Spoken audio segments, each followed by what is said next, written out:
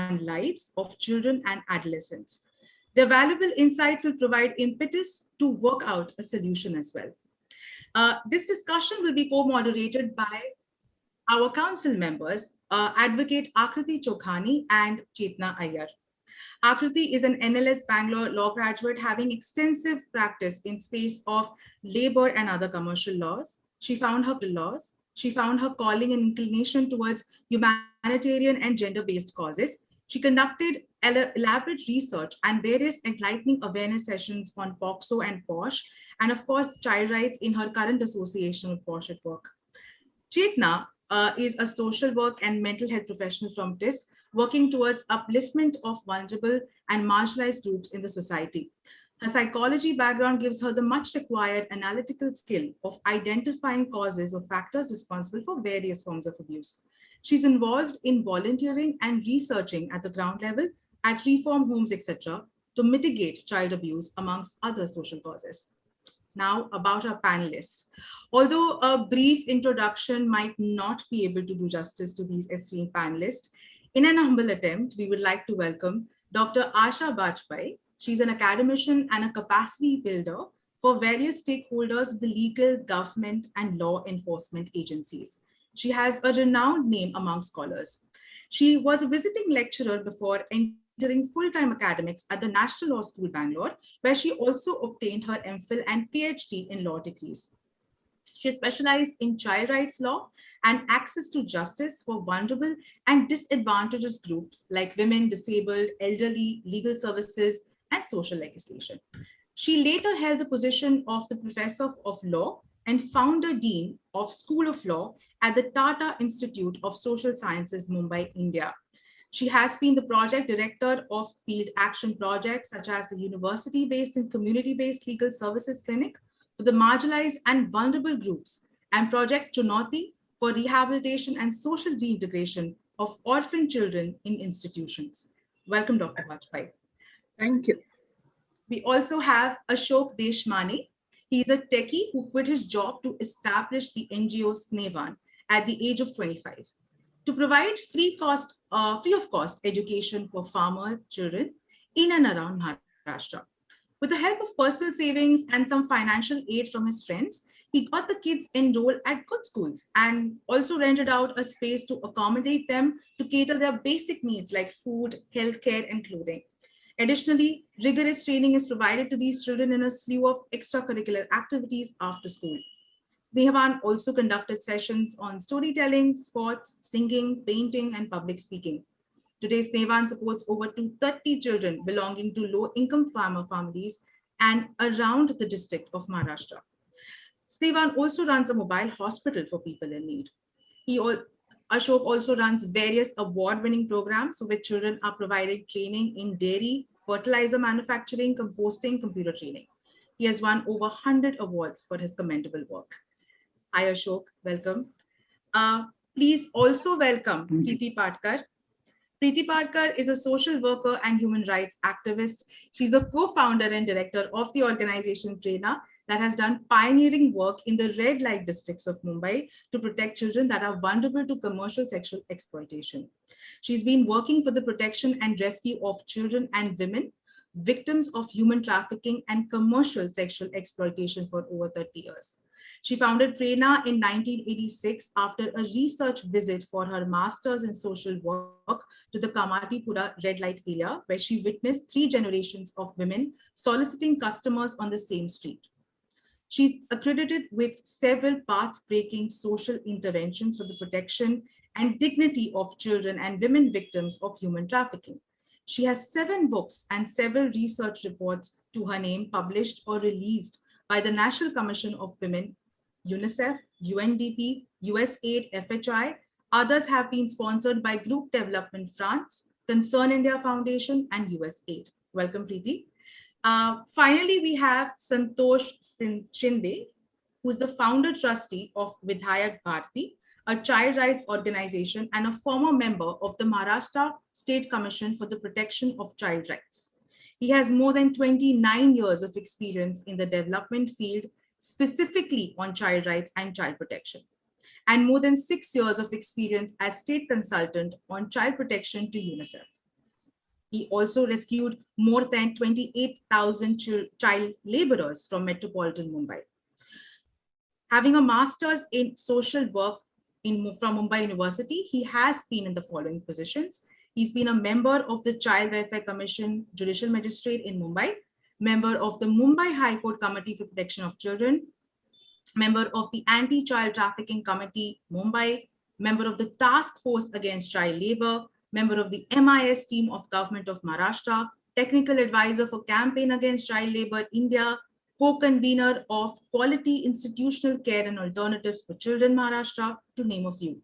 This award-winning social worker has also conducted more than 1,000 trainings for stakeholders of the police, legal, and law enforcement agencies.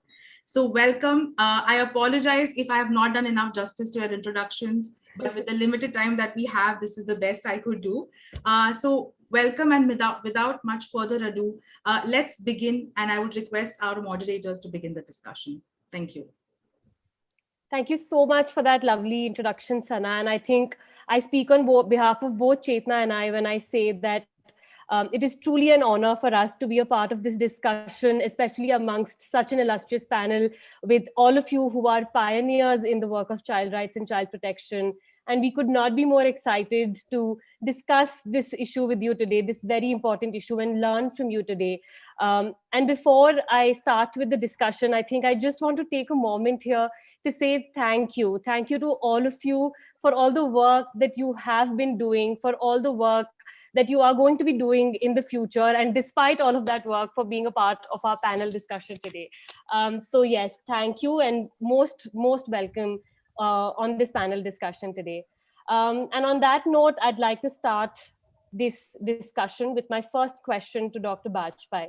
Dr. Bajpai, as Sana was also mentioning during the introduction, you know, how there has been a lot of impact of COVID-19, and, you know, we work through child rights, we work on a lot of sectors, be it education, be it access to education, healthcare, nutrition, even abuse and exploitation, and working towards the livelihood of these children. You know, I've read a lot of, during my research, I've read a lot of how some experts are saying with the advent of COVID-19, a lot of the growth, progress, and development in this area has now been undone, while some others are not taking that aggressive a stance, but are saying that we certainly have taken a few steps back when it comes to our progress. So my question then is, do you think it would be okay to say that the COVID-19 pandemic has unfolded a child rights crisis in India? And if yes, do you think that, I mean, how do you think it has affected the rights of the children any further than before?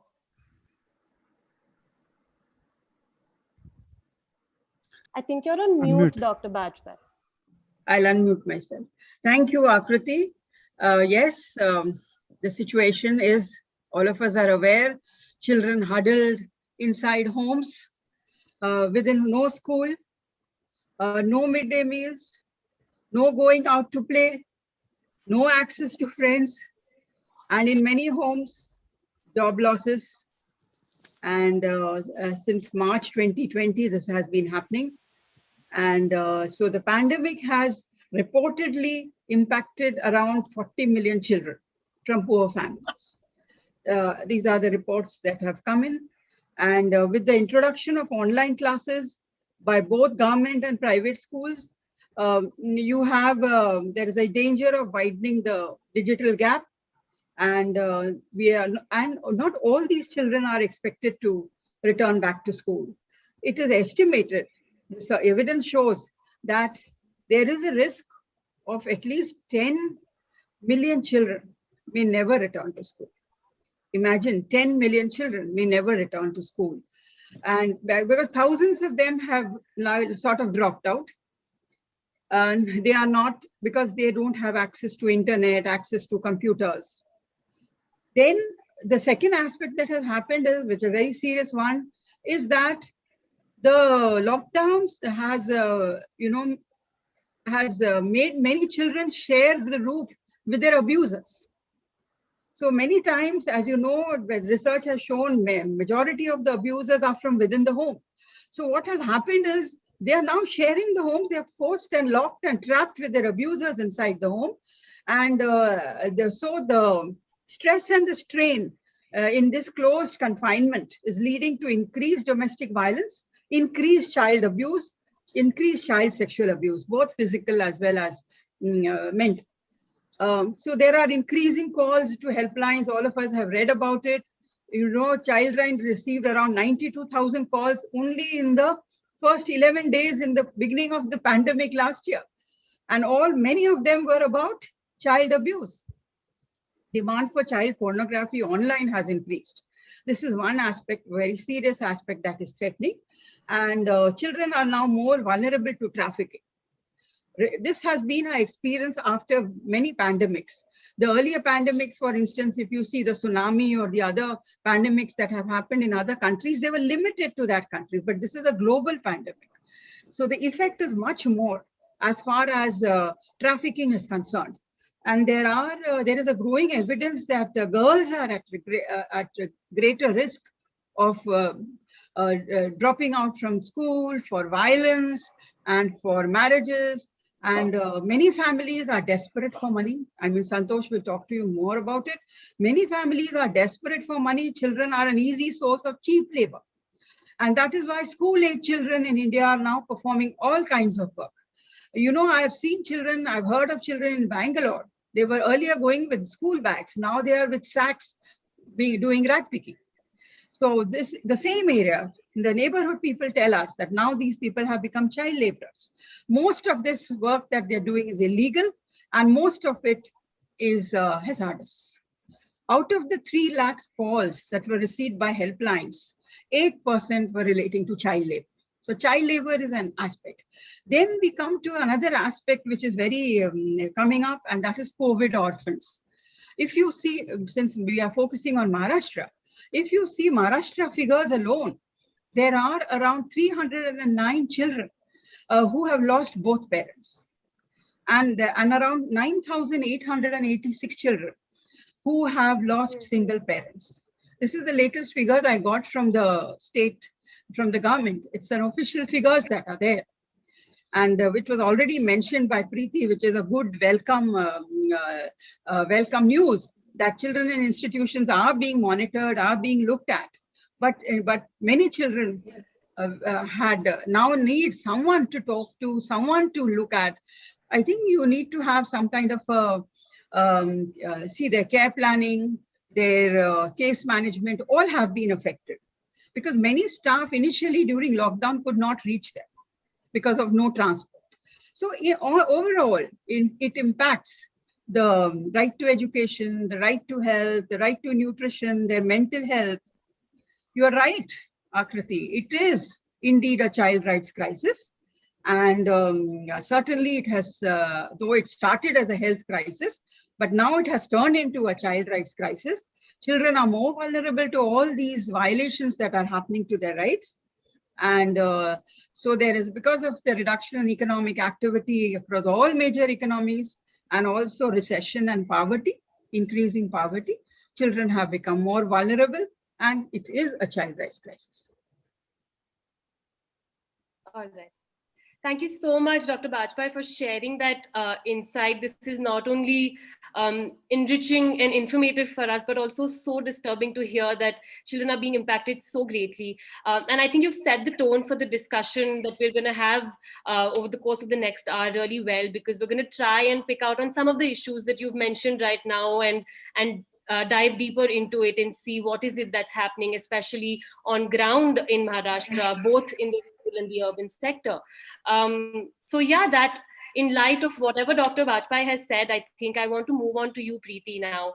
And since you do have a lot of experience working on the ground level with children, living in the red light areas of Mumbai, what has your experience been like during the pandemic? What is the impact that you've seen with the children that you've worked with?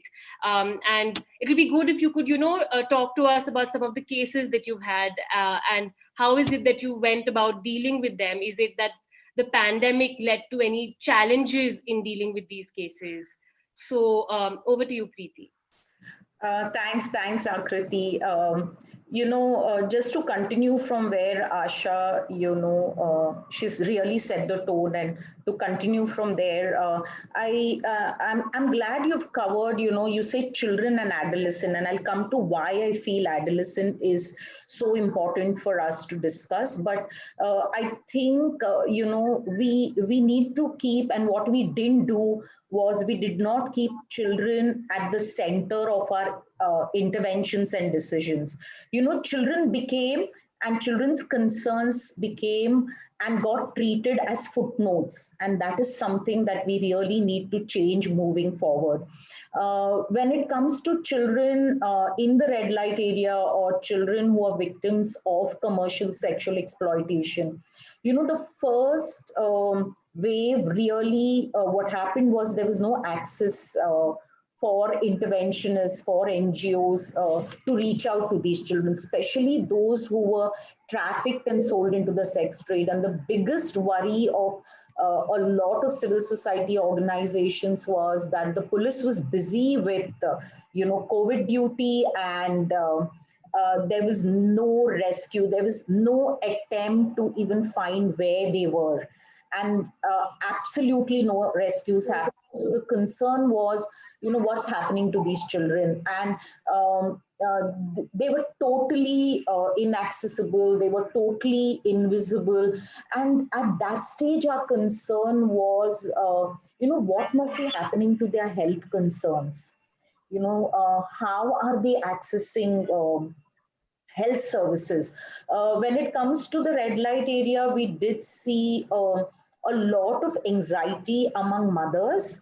And one of the anxiety which is now being addressed, but we saw it even during the first wave, was what happens to our children if something happens to us? What if we die? And, if you remember the first wave, there was that fear about the COVID quarantine centers. Once they go there, people don't return. So there was such a fear psychosis. And I still remember how women came to our center just worrying that if something happens to us, what is the system that would take care of our children?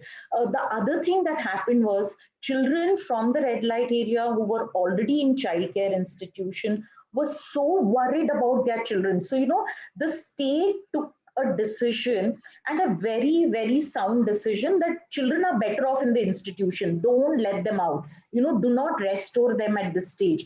But somewhere I felt they were not being seen on case-to-case basis. There were children who were going through so much of stress, anxiety, grief because of the pandemic, because they didn't know what was happening to people back at home. They were here and their mothers were there. And they were so anxious about their mother's safety that in the first 3 months, we had 3 children who ran away from childcare institution and almost walked for 2 hours to reach the nearest railway station, only to realize there were no trains. And the police found them, and they kept saying, we will, no matter what you do, you put us back, we are going, because I want to be with my mother. And some of these issues, I think many of the stakeholders were not sensitive. We did not show empathy. But at the same time, I must say that in these 3 cases, the Child Welfare Committee handled it so well, and said, okay, we will let the children be with the mothers. Let's put NGOs in touch. Let's stay in touch with these children over video conferencing, so that they are safe, and they, if at all they feel they are unsafe, there are people who can immediately step in, intervene, and help these children. At the same time, we saw a lot of cases of child marriage. So the difference between the first wave and the second wave was, first wave, we gave a lot of visibility to the issue of child marriage. The government, really geared up to address the issue. In the second phase, I think, I don't know, people became smarter, parents became smarter. So instead of calling it marriage, in 3 cases, we intervened with the police and Childline. And when we went there, they said, this is not marriage, it's just engagement. And doing a ROCA is not against the law. So we saw in the second phase a lot of these things changing. the way children were being exploited, on the forefront, we realized it was very legitimate. I'll give you one more example. So we had these mothers who are daily wagers or mothers who are into domestic work.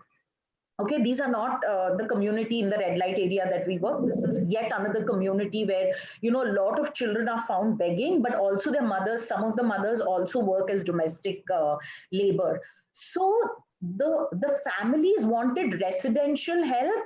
So they convinced these women to keep their adolescent girls with them, saying they'll be safe with us, they'll help us out in the house.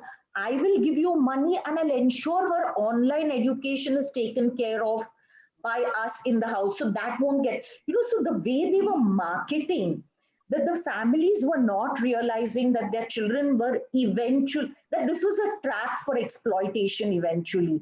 So this was something that we saw again. And like Asha said, child sexual abuse, recently in the second wave, it was so shocking for us to see a 11-year-old girl. I've worked for 36 years now in the sector. I've never seen an 11-year-old girl being sold for 3 lakhs for commercial sexual exploitation.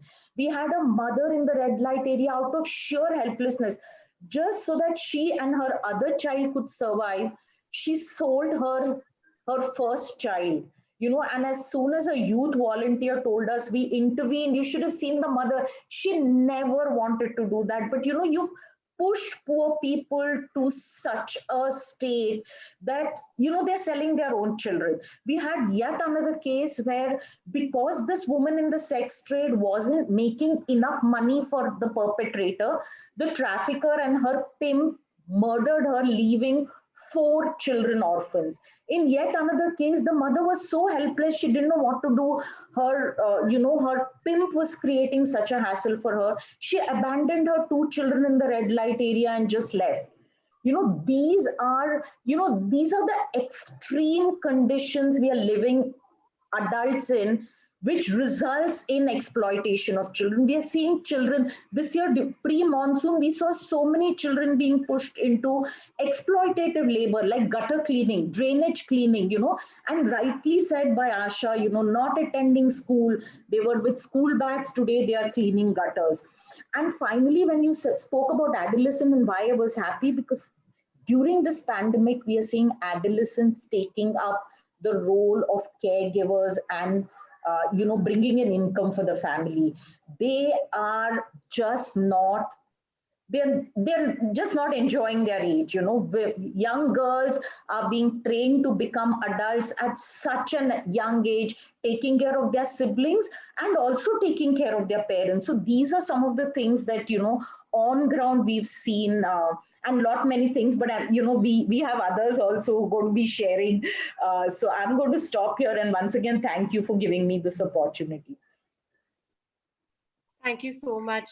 Thank you so much, Preeti. And I think I'll ask Chetna to take it from here. Yeah. Thanks, Akriti. Thank you so much, Preeti. It was truly an insight into a world which you intervene in every day. And thank you so much for bringing that to us.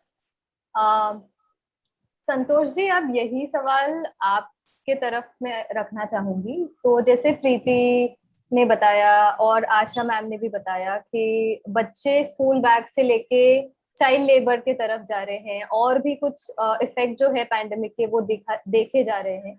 तो आपने बच्चों में और किशोरों में महामारी का क्या प्रभाव देखा है और ऐसे कौन से केसेस हैं जो विशेष रूप से महामारी के संदर्भ में जिन पे आपने काम किया होगा? तो क्या आप उस पर थोड़ी सी बात कर सकते हैं? जरूर. सबसे पहले आप सभी का धन्यवाद, क्योंकि ये मौका आप सभी लोगों ने हमें दिया है बात करने का. 2 चीजों को लेकर मुझे लगता है कि हमें सोच तैयार करनी चाहिए या हमें तैयारी करनी होगी, क्योंकि सबसे महत्वपूर्ण मुद्दा ये है ये सारे प्रोसेस में कि बच्चे जब स्कूल नहीं जा पा रहे तो वो क्या कर रहे हैं. उसमें 2 चीजें हैं. अगर जैसे काफी सालों पहले हम ही लोग कहते थे कि अगर बच्चे स्कूल नहीं जा रहे तो इसका मतलब है वो चाइल्ड लेबर है, लेकिन अभी स्कूल भी बंद है तो अभी क्या. स्कूल बंद है तो फिर अभी स्कूल बंद होने की वजह से वो काम की जगह पर दिखाई दे रहे, खास करके रूरल पार्ट ऑफ महाराष्ट्र में ये काफी सारा माइग्रेंट वर्कर्स के साथ में उनके बच्चे भी साथ में जा रहे। फॉर एग्जांपल मैं अगर आपको कहूँ कि जितने शुगर केन कटर्स काम करने वाले, शुगर फैक्ट्रीज के साथ काम करने वाले जितने भी शुगर केन कटर्स है, तो महाराष्ट्र में इस साल काफी बड़े पैमाने पे बच्चे एडोलेसेंट गर्ल्स एंड बॉयज उनके साथ में दिखाई दिए। ये एक फैक्ट है। दूसरा जो महत्वपूर्ण मुद्दा कि अगर जब बच्चे स्कूल नहीं जाएंगे तो क्या करेंगे, तो काम की जगह पर वो हम देख सकते हैं, या दूसरा मुद्दा है खास करके लड़कियों के साथ में चाइल्ड मैरिजेस, और ये महाराष्ट्र में हमें काफी दिखाई दिया। यानी फर्स्ट वेव के बाद में और सेकेंड वेव के पहले अगर टिल मार्च अगर हम पूरे महाराष्ट्र में देखते हैं तो करीबन 482 चाइल्ड मैरिजेस रोके गए। ये रोके गए यानी it is tips of the iceberg हम कह सकते हैं, ऐसे नहीं कि ये नहीं है। अभी ये सारे प्रक्रिया में जैसे फिर आशा मैडम ने कहा या बाकी लोगों ने भी, प्रीति ने भी जैसे मुद्दे रखे कि पूरे एपिडेमिक का इम्पैक्ट जो है वो किसके साथ हो रहा है, तो बच्चों के ऊपर और महिलाओं के ऊपर ज्यादा दिखाई दे रहा है। पूरे महाराष्ट्र में अगर हम देखने की कोशिश करते हैं, खास करके रूरल पार्ट ऑफ महाराष्ट्र में, तो हम शहरों में भी तैयार नहीं थे इंफ्रास्ट्रक्चर को लेकर। ऑनलाइन एजुकेशन की जब हम बात कर रहे हैं तो ऑनलाइन एजुकेशन के लिए हम लोग तैयार नहीं है, ये हमें एक्सेप्ट करना चाहिए। लेकिन हमने एक्सेप्ट किए बिना ऑनलाइन एजुकेशन की बात रखना शुरू किया, और इसमें मुझे लगता है कि हम बच्चों के करियर के साथ साथ बच्चों की भावनाओं के साथ भी हम खेल रहे हैं, ऐसा हमारा पूरा मानना है। अगर जो स्टडी हुए उसमें ऐसे सामने आया है कि सिर्फ अर्बन एरियाज में भी 28% चिल्ड्रन सिर्फ ऑनलाइन एजुकेशन अटेंड कर पा रहे हैं। रूरल पार्ट में तो आप देखोगे तो रूरल पार्ट में जहाँ हम कह रहे हैं कि जहाँ लोगों के पास स्मार्टफोन है ही नहीं, जहाँ नेटवर्क की फैसिलिटी है ही नहीं, वहाँ हम कह रहे हैं कि ऑनलाइन एजुकेशन होना चाहिए। हमारे पास इंफ्रास्ट्रक्चर नहीं होने के बावजूद भी हमने वो प्रयास किए ये, और इसकी वजह से ऑनलाइन बच्चों को एजुकेशन मिल रहा है, लेकिन सच में बच्चे पढ़ रहे हैं क्या, ये सवाल है। तो इस मुद्दे को भी मुझे लगता है कि हमको ध्यान में रखना जरूरी होगा। दूसरा जो महत्वपूर्ण मुद्दा जो मुझे लग रहा था कि ये सारे प्रक्रिया में हमने इस पूरे भूमिका में जानने की कोशिश की, तब जिन बच्चों को आरटी में एडमिशन मिला था, ऐसे बच्चों के पास कोई भी इंफ्रास्ट्रक्चर या कोई किसी भी तरह के सपोर्ट सिस्टम नहीं होने की वजह से काफी बार ये सारे बच्चों को ह्यूमिलेट किया गया। जब वो ऑनलाइन एजुकेशन करते थे तो जानबूझकर उनको बताया जाता था कि आपके यानी आप कैमरे ऑन करो, तो बच्चे कैमरा ऑन नहीं कर पाते थे कि वो जिस हालात में रहते थे वहां पर उनको नहीं लग रहा था कि उनके काफी और भी दोस्त ये सारी चीजों को देखे। लेकिन इस तरह से भूमिका ली गई थी। काफी जगह पर तो ऐसे भी ये किया गया कि यानी जब सवाल पूछे जाते थे और सवाल पूछने के बाद वो बच्चे बता नहीं पा रहे थे तो टीचर्स लोगों का ऐसा ये था कि ये बच्चे पढ़ने के लिए लायक नहीं है। मुद्दा वो नहीं है कोई लायक है या नहीं, कोई नालायक है, वो मुद्दा था ही नहीं। मुद्दा ये था ये सारे प्रक्रिया में जिस संवेदनशीलता के साथ हमें समझना चाहिए था बच्चों के मुद्दों को, वो हम समझने के लिए कम पढ़ रहे बड़े लोग, ये सबसे महत्वपूर्ण मुद्दा है। तीसरी बात जो मुझे लगता है कि ये सारे प्रोसेस में कुछ साल पहले, कुछ साल तक या एपिडेमिक की शुरुआत तक हम लोग ये कहते थे बच्चों को कि भाई आप ज्यादा समय स्क्रीन के ऊपर मत बैठो, आधा समय आप स्क्रीन के ऊपर मत रहो। लेकिन बाद में हम ही लोग कह रहे बच्चों को अभी कि ये मोबाइल लो, ये गैजेट्स लो, ये सारे चीजें लो और आप पढ़ाई करो। बच्चे कंफ्यूज है कि भाई हमें तो कुछ दिन पहले ये बताया जा रहा था कि भाई आपको इसका इस्तेमाल नहीं करना है, और अभी जब मौका मिला इस्तेमाल करने का तो इसमें online safety, online bullying, online जो अब्यूज होने वाले हैं, इसके बारे में हम लोग बिल्कुल तैयार नहीं थे। ना ही हमने ये इसके बारे में बच्चों को कभी बोलने की या उनके साथ डायलॉग करने की कोशिश की। और मुझे पता है मुंबई में 94 पुलिस स्टेशन से, उसमें से कुछ पुलिस ऑफिसर्स के साथ कुछ दिनों से जो बातें हो रही, सेक्सटॉर्शन को लेकर काफ़ी सारी प्रोसेसेस हो रहे हैं, सेक्स टॉक्स को लेकर काफ़ी सारी प्रक्रियाएं हो रही है, और जिसमें एडोलेसेंट एज के लड़कियों को फांसा जा रहा है। और ये मुझे लगता है कि ये बड़ा मुद्दा है, चिंता का ये मुद्दा है। एक और जो मुद्दा हमारे ध्यान में आया कि कॉन्फ्लिक्ट विद लॉ के बच्चों के केसेस इस दरमियान काफ़ी बढ़ चुके हैं। यानी हम कितना भी कहें, लेकिन काफी सारे जगह पर जो भी फ्रस्ट्रेशन है, परिवार का फ्रस्ट्रेशन या फिर एज अ ब्रेड विनर करके काम करने का फ्रस्ट्रेशन होगा, या कुछ सपोर्ट सिस्टम नहीं होने की वजह से जो जो जो मुद्दे सामने आ रहे थे, इसमें ये दिखाई दे रहा था कि जहाँ काम करने के लिए जगह नहीं है या काम करने के लिए मौका नहीं है, लेकिन घर पे ये सारी चीज़ों को हम कैसे उसको एक्सेप्ट करें या उसको किस तरह से फेस करें। तो काफ़ी सारे जगह पर बच्चों के साथ के अलग अलग गुनाहों के स्वरूप जो है वो बढ़ रहे हैं। यानी अगर आप देखोगे तो जितनी भी मेट्रो सिटीज़ है महाराष्ट्र में, ये सारे मेट्रो सिटीज़ में कॉन्फ्लिक्ट विद लॉ के केसेस काफ़ी सारे बढ़ गए हैं। और ये सारे केसेस बढ़ने के पीछे कारण यही है कि वापस परिवार में लोगों के हाथ में काम नहीं है। जब काम नहीं है तो फिर अपना फ्रस्ट्रेशन कहाँ निकालेंगे, ये सवाल था। और ये सारे मुद्दों को लेकर जब हम बात करने की कोशिश करते हैं तो ये बहुत महत्वपूर्ण मुद्दा जो सामने आ रहा है कि काफी सारे बच्चे ये सारे प्रक्रिया में अभी काम करने के लिए निकल रहे हैं। जितने भी महाराष्ट्र में जहां जहां पर MIDCs है, उस MIDCs में काफी सारे लोग बच्चों को काम करने के लिए रखने के लिए तैयारी करें। हमने एक विधायक भारती करके एक छोटा सा प्रयास किया था कि पूरे महाराष्ट्र के 36 डिस्ट्रिक्ट में से हमने कुछ लोगों के साथ संपर्क करते हुए जानकारी लेने का जब प्रयास किया, तो ऑलमोस्ट काफी सारे MIDCs में डिमांड है बच्चों को काम करने के लिए। बच्चों को काम करने के लिए रखने से फायदा यही है कि बच्चे यूनियन नहीं बना सकते, बच्चों को हम कितना भी लो वेजेस में काम करवाने के लिए रख सकते हैं। और ये सारे प्रोसेस में फिर क्या हमारी सिस्टम तैयार है, क्या हमारा लेबर डिपार्टमेंट इसके लिए तैयार है कि इसके लिए इसके संदर्भ में काम करें, क्या हमारा एजुकेशन डिपार्टमेंट तैयार है कि इसके संदर्भ में हम काम करें। और जो जो जो as a practitioner, as a child right activist करके जो सामने दिखाई दे रहे हैं, इधर इज नो कन्वर्जेंस। यानी कन्वर्जेंस नहीं होने की वजह से अलग अलग डिपार्टमेंट आइसोलेशन में काम कर रहे हैं और सभी लोग कह रहे हैं कि हम अच्छा काम कर रहे हैं, लेकिन अच्छा काम करने के लिए हमें इकट्ठा भी आना होगा। एजुकेशन डिपार्टमेंट अगर अकेला कहता है कि मैं अच्छा काम कर रहा हूँ तो गलत बता रहा है। महिला बाल विकास विभाग अगर ये कहता है कि हम अच्छा काम कर रहे हैं तो गलत बता रहे हैं। तो एजुकेशन का और महिला बाल विकास का संबंध है या नहीं, तो बिल्कुल है। लेबर डिपार्टमेंट का और एजुकेशन डिपार्टमेंट का संबंध है या नहीं, तो बिल्कुल है। मुझे लगता है कि ये जो कन्वर्जेंस की प्रक्रिया जो करनी चाहिए हमने, वो जब तक हम नहीं शुरू करते हैं तब तक हम कितना भी कहे तो भी ये सारे मुद्दों को आगे लेकर जाने के लिए, और मुझे लगता है कि ये एक बड़ी सीख इस एपिडेमिक के सिचुएशंस ने हम सबको दी है कि हमें कैसे काम नहीं करना चाहिए। और मुझे लगता है कि ये सबसे बड़ी सीख हम सबको दी गई है कि कैसे हमें काम नहीं करना चाहिए और किस तरह के काम की जरूरत है। हम कितना भी कहें, लेकिन हम सब बड़ों को, डेवलपमेंट सेक्टर के लोगों को भी खुद का अभी एक ये समझना होगा कि हमें अलग तरह की भूमिका में काम करने की जरूरत है। जो आज तक हम करते आए उसके अलावा भी हमें काम करने की जरूरत होगी। मुझे लगता है कि अगर एडोलेसेंट और बच्चों के साथ में अगर हम ये सारे सेफ्टी की बात हम कर रहे हैं, तो सेफ्टी के लिए हमें काफ़ी सारी तैयारियां करनी पड़ेगी, काफ़ी सारे मुद्दों को लेकर हमें काम करना पड़ेगा और हमें नए नए तरीकों से काम करने की जरूरत पड़ेगी, चाहे फिर वो एजुकेशन हो, चाहे फिर वो और कहीं मुद्दे हो। तो ये सारे प्रक्रिया में हमें नए तरीके से काम करने की जरूरत होगी, ऐसा मुझे लगता है। और मुझे लगता है कि आगे जब अगर कुछ सवाल आते तो मैं जरूर आगे बात करना चाहूँगा। धन्यवाद। धन्यवाद सर, आपने काफी महत्वपूर्ण मुद्दे लाए हैं। तो अगर मैं थोड़ा सा उसी पे ध्यान दूं, और अशोक सर आपको ये सवाल आगे होगा कि जैसे संतोष जी ने भी बताया है कि पहले हम कहते थे कि अगर बच्चे स्कूल नहीं जा रहे हैं तो वो चाइल्ड लेबर है, और किसी और एक्टिविटी में अगर वो एंगेज है तो वो चाइल्ड लेबर है। तो अब जब स्कूल ही बंद है तो क्या?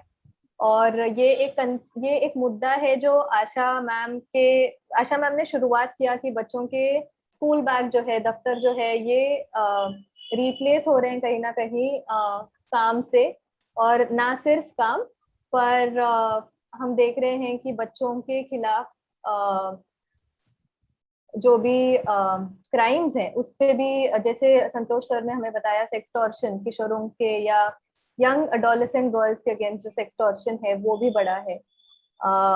बच्चे एजुकेशन ना एक्सेस कर पाने की वजह से वो काम के प्रति ज्यादा, ड्रॉप आउट से ज्यादा मैं यूज करना चाहूंगी शब्द, पुश किए जा रहे हैं वो लेबर के तरफ। तो thank you so much sir for bringing up all of these various facets.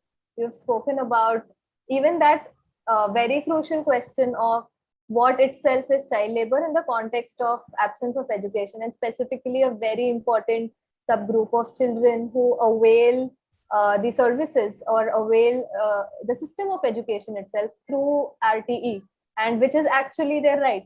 So just that sensitivity that we need, and which is something even Preeti Tai said about कि हमारा जो response है ये child को ध्यान में रखते हुए नहीं है, और child एक footnote में है, तो ये child centric किस तरह से बनाया जा सकता है इसके बारे में भी हम चर्चा करेंगे, और ये सवाल हम बाद में लेंगे.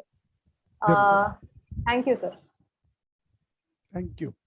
सो अशोक जी, ये अभी नेक्स्ट सवाल आपके लिए है कि जैसे अभी हमने सुना हमारे पैनलिस्ट से कि ये जो महामारी का प्रभाव है ये जरूर सिटीज में, अर्बन एरियाज में है, पर ये सिर्फ वहां तक सीमित नहीं है. तो हम अब देख रहे हैं कि जो ग्रामीण क्षेत्र है वहां तक भी पहुंच चुका है और कई तरह से उसका प्रभाव दिखता है.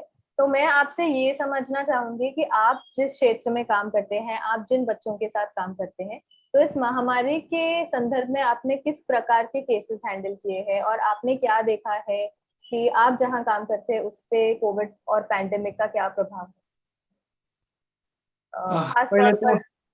खास तौर पर बच्चों पे, एडोलेसेंट्स पे. हाँ जी. पहले तो आपका थैंक यू, और आशा दीदी, प्रीति दीदी और संतोष सर ने बहुत अच्छा मार्गदर्शन यहाँ पे किया है, और उन जैसे लोगों के साथ मुझे आज बात करने का सौभाग्य मिला, इसलिए मैं आपको थैंक यू बोलना चाहता हूँ.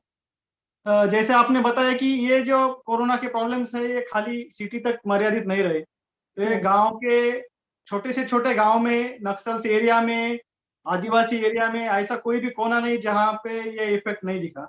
ये पैंडेमिक के पूरे इफेक्ट सब तरफ देखने को मिले. ज्यादातर हम जब बच्चों की बात करते हैं तो मुझे ऐसे लगता है कि जो सिटी में प्रॉब्लम है और जो रूरल एरियाज में प्रॉब्लम है तो वो थोड़े डिफरेंस है. सिटी में हम देखते हैं तो जब तक हम पुणे में देख रहे थे तो फर्स्ट जब फेज चल रहा था तो बहुत सारे यंग बच्चों का जो 16 to 18 के एज के बच्चे हैं वो क्राइम की तरफ जुट जाने का उनका ज्यादा सिलसिला हमें देखने को मिला. यहाँ पे पुणे में बहुत सारे मर्डर्स हुए, तो उनमें जो केसेस थे तो 17 साल का बच्चा था, 16 साल का, 18 के बिलो ही ज्यादातर बच्चे थे जो कि इस केसेस में देखने को मिले. बहुत सारे चोरी के केसेस थे, बाकी के केसेस थे. तो ये एक ऐसा था कि सब तरफ से पूरा घर का माहौल पैक हो गया है, खाने पीने का माहौल पैक हुआ है, कुछ काम धंधा नहीं है, बाकी कुछ नहीं है, तो क्या करना है. तो फिर क्राइम की तरफ ज्यादातर बड़े बच्चों का, एल्डर जो अडल्ट चिल्ड्रंस, उनका झुकाव यहाँ पे सिटी में ज्यादा हमें देखने को मिला. हमने वो ऑब्जर्व किया, और कुछ ऐसा देखने को मिला कि जो हम बहुत सारा एजुकेशन पे हम काम करते हैं, और जो अब इतने साल हमने इंडिया में एजुकेशन पे अलग अलग डिस्कशंस किए, जो ऑनलाइन एजुकेशन नहीं होना चाहिए या होना चाहिए, और पैंडेमिक में दिखा दिया कि भाई ऑनलाइन एजुकेशन नहीं होना चाहिए. और क्या होना चाहिए, तो संतोष सर ने जैसे बताया कि हमारे यहाँ पे तो इंफ्रास्ट्रक्चर कुछ भी रेडी नहीं था, और इंफ्रास्ट्रक्चर नहीं होने की वजह से जो भारत और इंडिया, दो अलग अलग कंट्रीज हमारे यहाँ पे देखने को मिलते हैं कि एक ऐसी फैमिली रहती है जिनके बच्चों का स्कूल फीस 2 लाख रुपए रहता है, और एक ऐसी फैमिली रहती है जिनके यहाँ पे 7,000 का 5,000 का मोबाइल लेने के लिए बच्चों को सुसाइड करना पड़ता है. तो ऐसे बहुत सारे अलग अलग केसेस हमें यहाँ पे देखने को मिले. तो वो उस टाइम हमें लगा कि भाई जो इक्वलिटी जो है वो इक्वलिटी पे एजुकेशन में बहुत काम होना चाहिए. अगर हम ऑनलाइन एजुकेशन पे भी काम करते तो एटलीस्ट वही जो इक्वलिटी है हमारा वो पूरा पर्दा फाश हो गया है. जो गवर्नमेंट सिस्टम काम करती है या बाकी जो एजुकेशन सिस्टम में प्राइवेटाइजेशन हो गया है वो सब वहाँ पे देखने को मिला. और ज्यादा से ज्यादा इसका इफेक्ट फिर पूरा जो गवर्नमेंट स्कूल में जो बच्चे जाते हैं, जो स्लम एरियाज में रहते हैं, जो रूरल एरियाज में रहते हैं, उनको उसका सब जो क्या बोलते हैं इफेक्ट था वो देखने को मिला.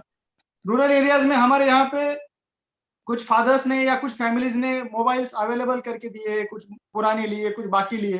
लेकिन जब हम बोलते हैं कि बच्चों को एक जो टेक्नोलॉजी रहती है, जो टेक्नोलॉजी उसका सही इस्तेमाल अगर नहीं हुआ तो उतनी अच्छी भी रहती है और उतनी बुरी भी रहती है. तो हमने आज तक बच्चों को कभी अच्छी टेक्नोलॉजी यूज कैसी करनी है, सेक्स एजुकेशन क्या होता है, बाकी के चीजें क्या होते हैं, ये इस पे खाली डिबेट्स ही हुए आज तक.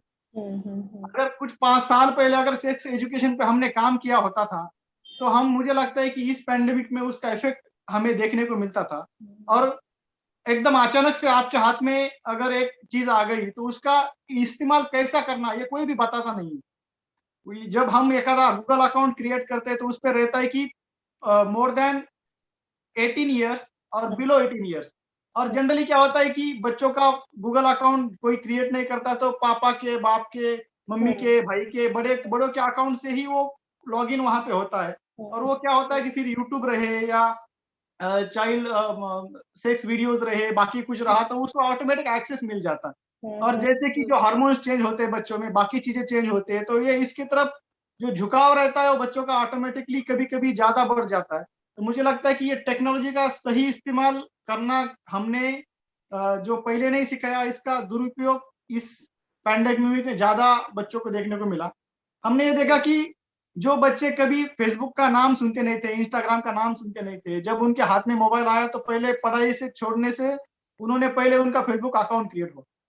अभी 5वीं 7वीं के बच्चों का भी फेसबुक अकाउंट, और वहां पे वो अलग अलग वीडियोस रहते हैं, अलग अलग एड्स रहते हैं, अलग अलग पॉर्न एड्स रहते हैं, बाकी कुछ रहते हैं, इजीली उनको सब देखने को मिलता है। और मुझे ऐसे लगता है कि ये एक अच्छा कितना होगा पता नहीं, लेकिन बुरा बहुत होने वाला है।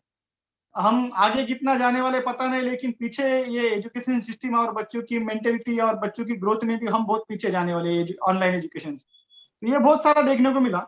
और दूसरा एक ऐसा है कि जो ऑनलाइन एजुकेशन सिस्टम बच्चों में जो जैसे आशा दीदी ने बोला कि मोर देन 10 लाख बच्चे, 10 मिलियन बच्चे अभी उनका एजुकेशन टूटने का है। तो वो ज्यादातर रूरल एरियाज में के बच्चे, क्योंकि ज्यादातर रूरल एरियाज में नेटवर्क के प्रॉब्लम्स रहते हैं, ज्यादातर रूरल एरियाज में एक्सेसिबिलिटी के प्रॉब्लम्स रहते हैं, जो टीचर्स रहते हैं वो सब सिटी में रहते हैं, और जो बच्चे रहते हैं वो गांव में रहते हैं। तो ये बहुत अलग एक एटमॉस्फेयर गांव में देखने को मिला, क्योंकि कोरोना की वजह से बहुत सारे गांव बंद करने पड़े, वो लॉकडाउन करने पड़े, बाउंड्री सील करने पड़े।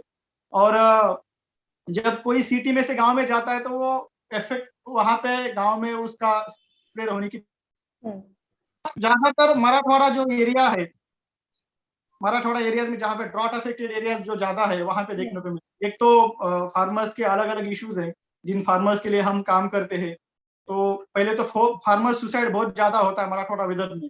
वो तो मुझे लगता है जब ये हमने जब रूरल एरियाज में देखा तो जब बच्चों से बात करते थे तो उनका एक ऐसा था कि घर में खाने के वादे चल रहे, माँ बाप का इनकम ऑफ सोर्स नहीं है। तो कभी कभी बच्चों ने खुद ने कुछ काम एक्सेप्ट किए, जैसे गांव में रहते हैं कि कहीं तो भी दूसरे के यहाँ पे काम करना, जैसे एज ए लेबर, बाकी की कुछ चीजें। तो मुझे लगता है कि जो ग्राउंड लेवल पे जो गवर्नमेंट स्कीम रहते हैं, बाकी के चीजें रहते हैं, तो ग्राउंड लेवल तक पहुंचती नहीं है। जब हम बात करते हैं कि जैसे संतोष सर ने बताया कि ये सब ने सीखने की जरूरत है, सबको इस पे काम करना पड़ेगा, और ये अकेले के किसी का दोष नहीं है, गवर्नमेंट का दोष नहीं है, उनके लिए भी ये सब नया था।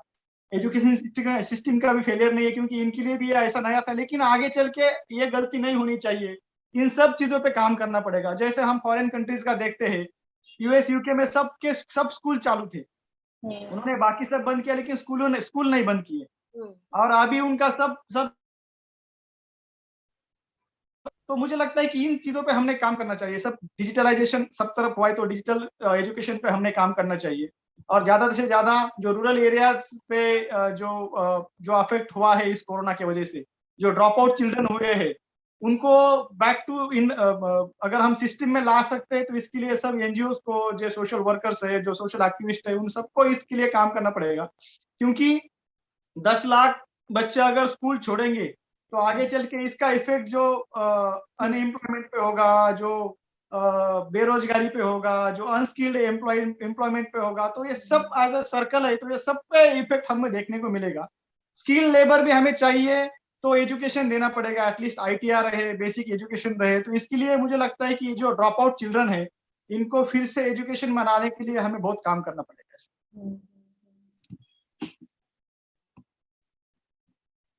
Okay, thank you so much Ashok ji. जहाँ तक हमने सुना, एंड हमें ये लग रहा है कि ऐसी कितनी चीजें हैं जो जैसे आपने कहा खाली अर्बन सेक्टर में ही नहीं, खाली सिटीज में ही नहीं, बट हर रूरल सेक्टर में ज्यादा इम्पैक्ट इसका देखने को मिल रहा है। और एक चीज जो आपने कही वो मेरे को बहुत ज्यादा स्ट्राइक की है, वो ये है कि हम 2 कंट्रीज में रहते हैं, एक इंडिया और एक भारत। वहां पे इंडिया में हो सकता है अब लोग 2 लाख देने के लिए भी रेडी हैं, लेकिन रूरल सेक्टर्स में लोगों के पास उतना इनकम नहीं होता है, रूरल सेक्टर्स में इतना इंफ्रास्ट्रक्चर भी नहीं है। और जैसे आपने अंत में कहा कि हम सबको कलेक्टिवली वर्क करना पड़ेगा वो इंफ्रास्ट्रक्चर डेवलप करने में, वो डिजिटल एजुकेशन को ज्यादा एक्सेसिबल बनाने के लिए, क्योंकि जैसा आपने कहा कि चाहे डिजिटल एजुकेशन मिल रही हो या ना मिल रही हो, जब बच्चों के पास एक्सेस हो रहा है डिजिटल वर्ल्ड का, तो उसका मिसयूज भी किया जा रहा है। और चाहे पढ़ाई हो या ना हो, इंस्टाग्राम पे और फेसबुक पे और पोर्नोग्राफिक वेबसाइट्स पे वो ज्यादा फोकस करते हैं, और हमें वो उसको देखना है कि कैसे वो शिफ्ट कर सकें फोकस। तो अब मैं ये कहना चाहूंगी कि थैंक यू सो मच। ये जो हमारा फर्स्ट सेक्शन था जिसमें हम ये समझना चाहते थे कि आप ग्राउंड लेवल पे क्या इम्पैक्ट फेस कर रहे हैं, उसमें आपने काफी ज्यादा डिस्टर्बिंग चीजें कही हैं, इंफॉर्मेटिव चीजें कही हैं। And with this, I think I want to take my next question to you, Preeti. And I think before we take it forward, I want to say that some of the examples that you mentioned earlier are quite unnerving, and I think I'm still a little numb after hearing those examples, you know. And I really don't know how you do it on a daily basis when you work with this and you're doing such a phenomenal job. And really thank you for doing that, because I'm numb. And I think something that you mentioned earlier, and even Asha had mentioned earlier, was also on COVID orphans, right? I think one of the most prominent news pieces relating to children in the times of pandemic has been that a lot of children have lost their parents. A lot of children have lost both parents, or either of their parents. They've been left abandoned. And you know, I think I was looking at one of the recent studies that NCPCR had conducted, where according to their data, I think since April 1 last year, about 30,000 children have been left abandoned or have been rendered as orphans.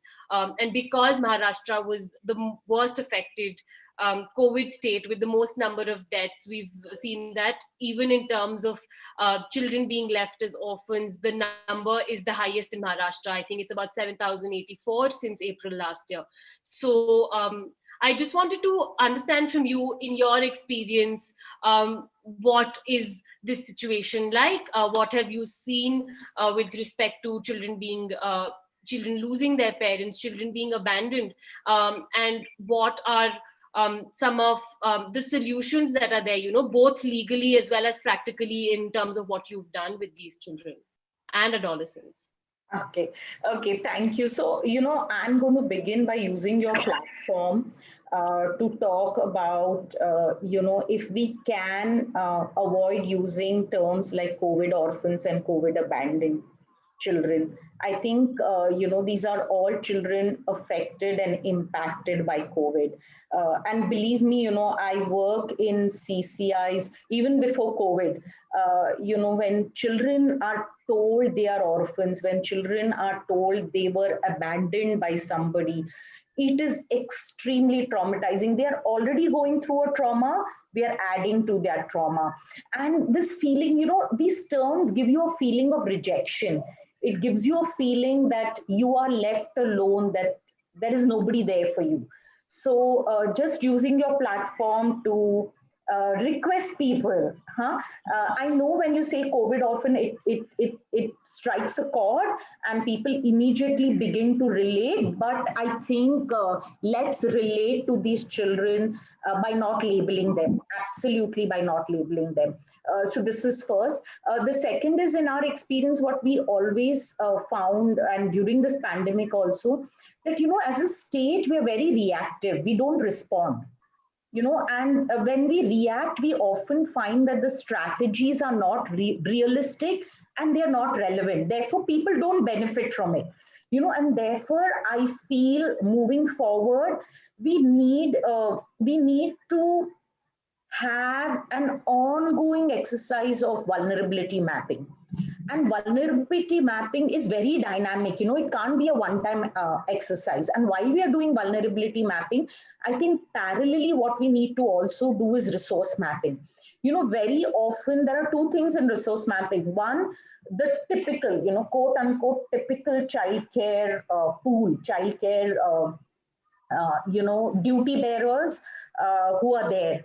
But there are also other duty bearers who are so resourceful but untapped. So moving forward, somewhere I feel these two things need to move together. Okay.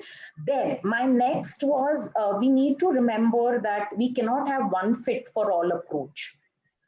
Of course, there are going to be policies. You know, you cannot run a government having policies for every individual citizen. I understand that. But when you have these broader policies while executing it, you cannot be rigid. You know, rigidity, again, we've seen with rigidity, you only end up creating more grief into the life of these people rather than bringing any kind of relief. So this one fit for all strategy is something that we need to visit on a regular basis. The other, what we felt, you know, working in the red light area, I remember our mobility. The mobility of the first responders was so restricted.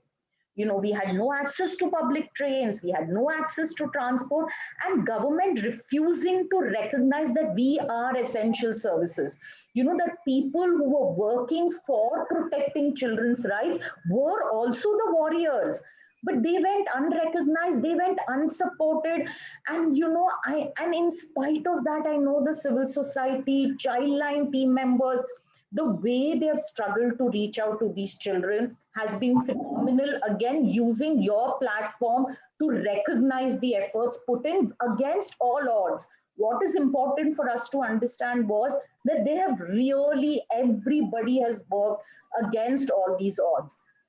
Next, what I want to say is about identifying children. You know, you asked me this question about what were the challenges. In the red light area, you should have seen for the first 4 months, all the entire red light area was barricaded to have access. So imagine where these are hubs of exploitation. You know, these are hubs where perpetrators make profits out of exploiting people. The handful of helping professionals who could have reached them, and because of whom at least the perpetrators are little bit cautious, that was also lost for, you know, communities like the red light area and several such communities.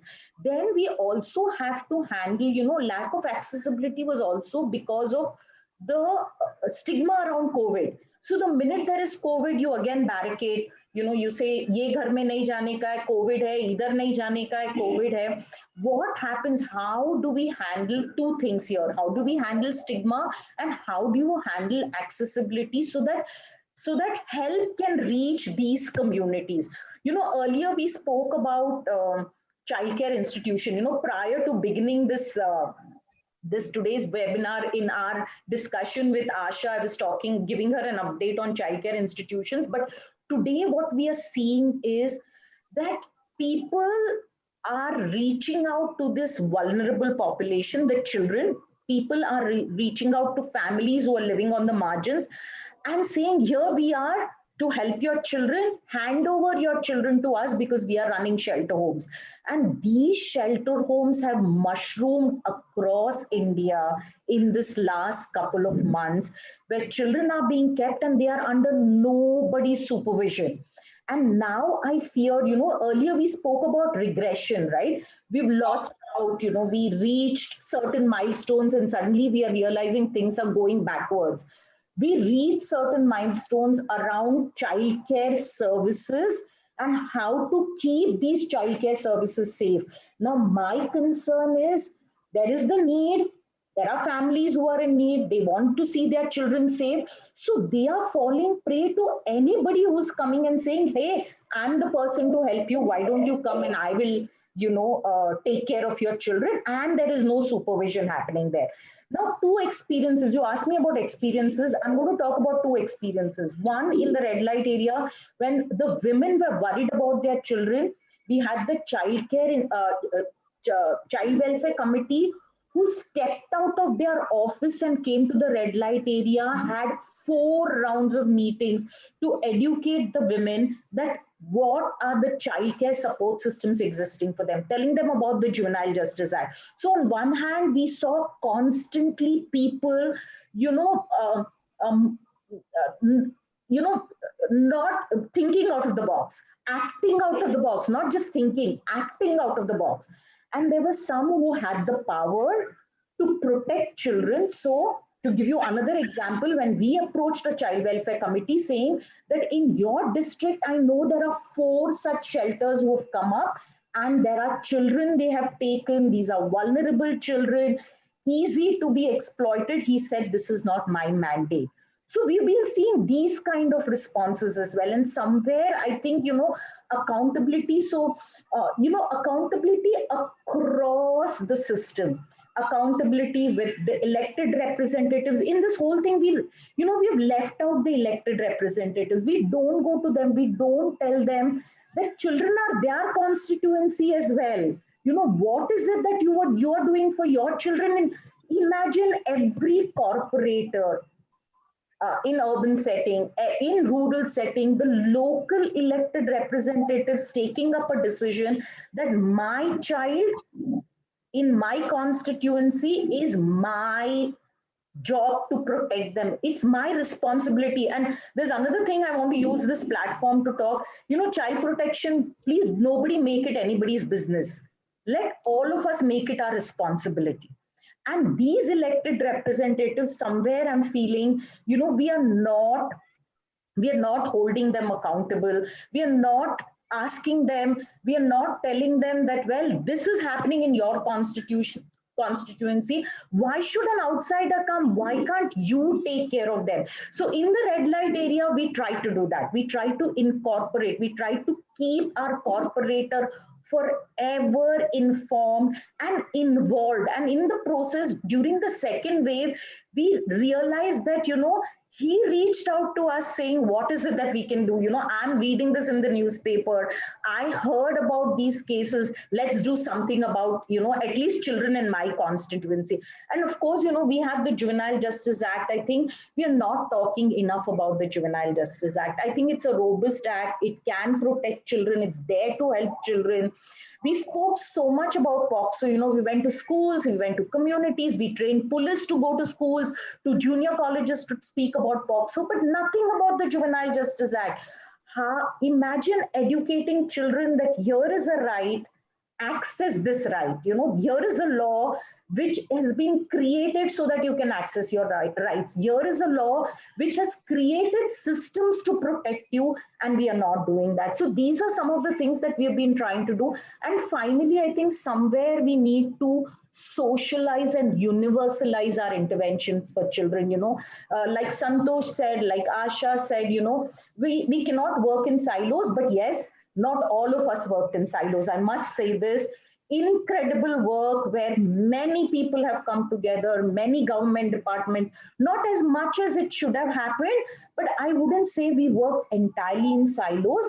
But moving forward, it's not enough. It's not enough. There are many there out there working in silos, doing their bit, which is commendable, but we need to move forward and talk about how we can socialize intervention and how we can universalize intervention, so that be it a child from the red light area, be it a child found begging, be it a child who's sexually assaulted by her own family members, or be it a child who's not safe in the online space.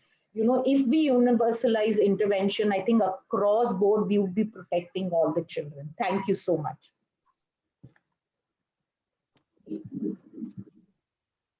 Thank you so much, Preeti Tai. What you've spoken about covers like a wide range of not only the challenges, but also your direct intervention, as well as what are some things that are available to us in terms of systems in place, in terms of child protection mechanisms in place, and how we need to sort of be able to use to full extent the scope of provisions like the JJ Act and already in place elected representatives. So something that really stood out to me from what you said, and I'm going to link this to my question next to Santosh ji, कि जैसे प्रीति ताई आपने कहा कि बच्चों को हम label ना करें, और बच्चों को समझे कि वो भी एक व्यक्ति है, उनकी भी एक इंडिविजुअलिटी है और वो भी एक किस्म के परिस्थिति में है. So understanding all of that speaks to also the sensitivity with which Santosh ji spoke about in the beginning about education system and teacher-student interaction. So my question to you, Santosh ji, is जैसे अभी प्रीति ताई ने भी बताया कि infrastructure सभी जगह नहीं पहुंचा है और ये वन फिट ऑल स्ट्रैटेजी तो नहीं काम कर रहा है. हमें अशोक जी ने भी बताया कि रूरल और अर्बन इंडिया में एजुकेशन को लेके या डिजिटल डिवाइड को लेके काफी ज्यादा फर्क हमें दिखाई दे रहा है. और accessibility to education, accessibility to resources, इसके बारे में तो आपने बात किया, बट मुझे और थोड़ा सा आपसे जानने में अच्छा लगेगा क्योंकि हम स्टैटिस्टिक्स भी अगर देखते हैं तो एक यूनिसेफ का रिपोर्ट मैंने पढ़ा था जिसमें कहा था कि आउट ऑफ 4 बच्चों में से बस एक ही बच्चे के पास एक्सेस है डिजिटल इंफ्रास्ट्रक्चर को लेके, जैसे इंटरनेट है या इवन जो बेसिक स्मार्टफोन का सिस्टम जो लगता है करने के लिए. और उसी के अलावा जैसे आपने कहा कि स्कूल्स ही बंद है तो क्या, तो उसके वजह से चाइल्ड लेबर, उसके वजह से जो अनसेफ माइग्रेशन है, तो ये सारे रिस्क है. तो this is, it's like a layer and it just keeps adding on. So my question to you is कि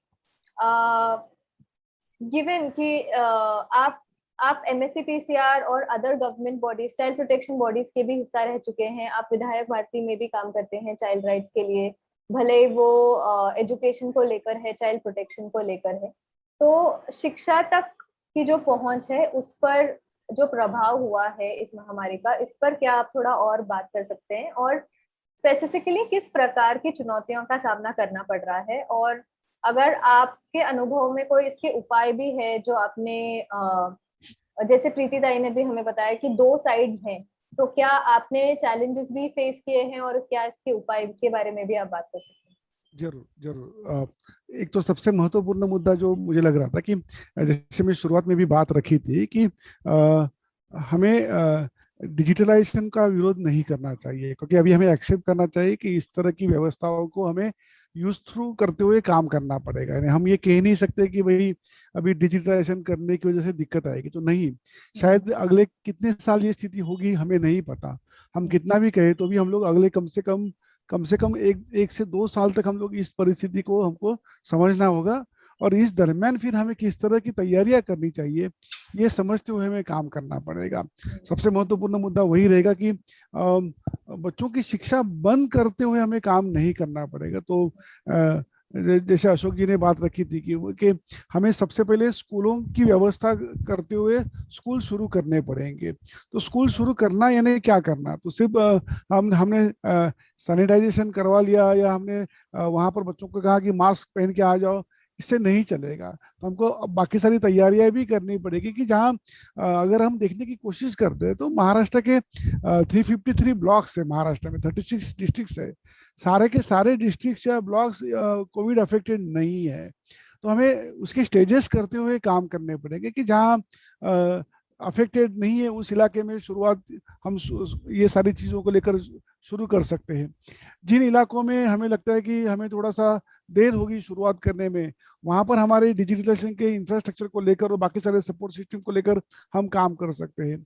जितने भी मेट्रो सिटीज़ है, मेट्रो सिटीज़ में अगर हम ये सपोर्ट सिस्टम देने की बात कर रहे हैं तो जैसे एक प्रयास हम सारे लोग कर रहे थे कि जहाँ ये सारे प्रक्रिया में हम किस तरह से बच्चों के लिए चाइल्ड रिसोर्स सेंटर्स डेवलप कर सकते हैं कि जहाँ परिवार में मोबाइल नहीं है, परिवार में 2-3 लोग हैं लेकिन वो मोबाइल का इस्तेमाल नहीं कर सकते, लेकिन क्या एक ऐसी जगह पर आकर 10 से 12 मोबाइल अवेलेबल हो सकते हैं और वहाँ पर बच्चे आके पढ़ के वापस अपने घर में जा सकते हैं. क्या तो हमको इस तरह के नए तरीके के लर्निंग सेंटर्स डेवलप करने पड़ेंगे और जिसमें ये इस तरह की व्यवस्था उपलब्ध हो सकती है क्या, ये हमें तय करना पड़ेगा. और इसको लेकर ही एजुकेशन डिपार्टमेंट के साथ हमारी बात हो रही है, इसको लेकर किस तरह की तैयारियां कर सकते हैं। कम्युनिटी रेडियो को लेकर हम बात कर रहे हैं। दूसरा जो मुद्दा है कि कम्युनिटी रेडियो का इस्तेमाल खास करके जो रूरल पार्ट ऑफ महाराष्ट्र है वहाँ पर कैसे कर सकते हैं, तो वो एक अच्छी तैयारी शुरू है।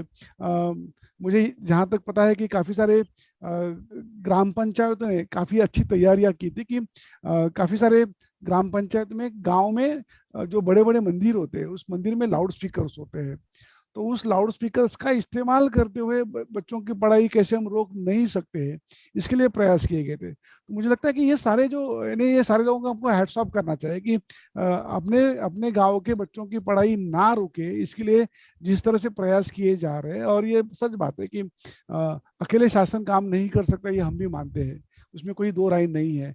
लेकिन शासन अलग अलग तरीके से किस तरह की प्रक्रियाओं में लोगों की सहभागिता बढ़ा सकता है, ये सबसे बड़ा महत्वपूर्ण मुद्दा है। और मुझे लगता है कि हमें इस नज़रिए से भी देखना होगा कि किस तरह से हम लोगों का पार्टिसिपेशन लेते हुए काम करने की तैयारियां शुरू कर सकते हैं। एक जो महत्वपूर्ण मुद्दा है ये सारे प्रोजेक्ट्स में कि चाइल्ड प्रोटेक्शन कमिटीज, यानी चाहे आप शहरों में रहो या गाँव में रहो, आपके बच्चों की सुरक्षितता के लिए चाइल्ड प्रोटेक्शन कमिटीज का गठन होना और चाइल्ड प्रोटेक्शन के साथ कमिटीज के साथ में ये सारे मुद्दों को बात रखना वो भी उतना ही महत्वपूर्ण होगा। तो मुझे लगता है कि लोगों के जो प्रयास है, ये लोगों के प्रयास और शासन के प्रयास इकट्ठा आते हुए अगर हम काम करने का प्रयास करते हैं तो शायद ये दिन भी निकल जाएंगे, यानी उसमें कोई ये करने की जरूरत नहीं है, क्योंकि हम सब लोग उतने सक्षम जरूर है कि ये सारे आपदी में भी अच्छा काम करने का प्रयास करते हैं और वो स्पिरिट हम सब लोगों में है। यही ये सारी प्रक्रिया को आगे लेके जाने के लिए शायद हमें मदद करने वाला हो सकता है। तो इस स्पिरिट्स को जिंदा रखने के लिए काफ़ी सारी तैयारियां हम सबको पहले करनी पड़ेगी और हम सबको एक दूसरे को साथ देना होगा। उतना ही मुझे लगता है कि ये प्रोसेस हमें करनी पड़ेगी। थैंक यू सो मच संतोष, काफी आपने होपफुल नोट में अपना रिस्पांस एंड किया और मुझे काफी खुशी हो रही है कि हम सब ये सोचते हैं कि हम सबको कलेक्टिवली वो स्पिरिट अपने हाई रखने पड़ेंगे। और ये भी सुन के काफी अच्छा लग रहा है कि आप कितने इनिशिएटिव्स ले रहे हैं एजुकेशन की प्रॉब्लम को टैकल करने के लिए, ताकि बच्चे के पास गांव तक, सिटी में हर जगह हर बच्चे के पास वो एक्सेस पहुंचे।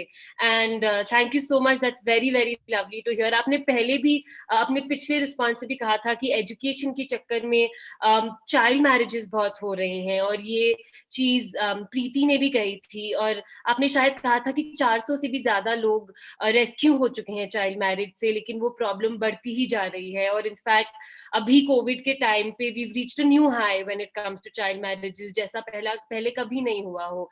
हमारी रिसर्च में भी हमने देखा कि अप्रोक्सीमेटली स्पेशली महाराष्ट्र में 78.3% ज्यादा राइज हो चुका है the rate of child marriage. और यहीं पे जो आपने कहा उससे मैं आशा जी को भी बुलाना चाहूंगी कि वो क्या सोचती हैं इसके बारे में, उनका क्या एक्सपीरियंस रहा है चाइल्ड मैरिज के साथ डील करने में, और generally what is really happening, Asha? What is the problem? What is it that we can all do to address this situation?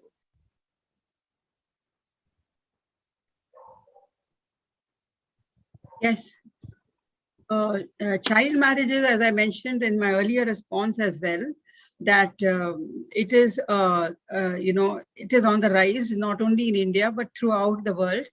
And it's a global increase in child brides that are there wherever, because you imagine a scenario at a home.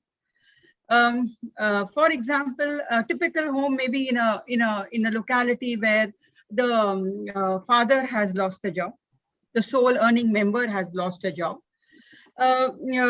schools are shut, adolescent daughter is at home, sitting idle most of the time, or engaged in cooking or looking after siblings. No access to internet she has. She has no access to outside world at all. No access to information. If she wants to know certain things from her friends, from her peer group, she has no access to that as well. So what is going to happen? How long will her parents keep watching this scenario? It's a typical scenario that is there. They'll think, oh, if a good partner comes, I'm putting the word good in quotes, if a good partner comes, let her get married. we'll get her married. One less mouth to feed. And that's what is a typical scenario and the thinking that is going on. So it is, and this will lead to domestic violence, maybe labor in the new house, abuse, you can call it, rape in the new, if she's married at that age, at that adolescent age below 18.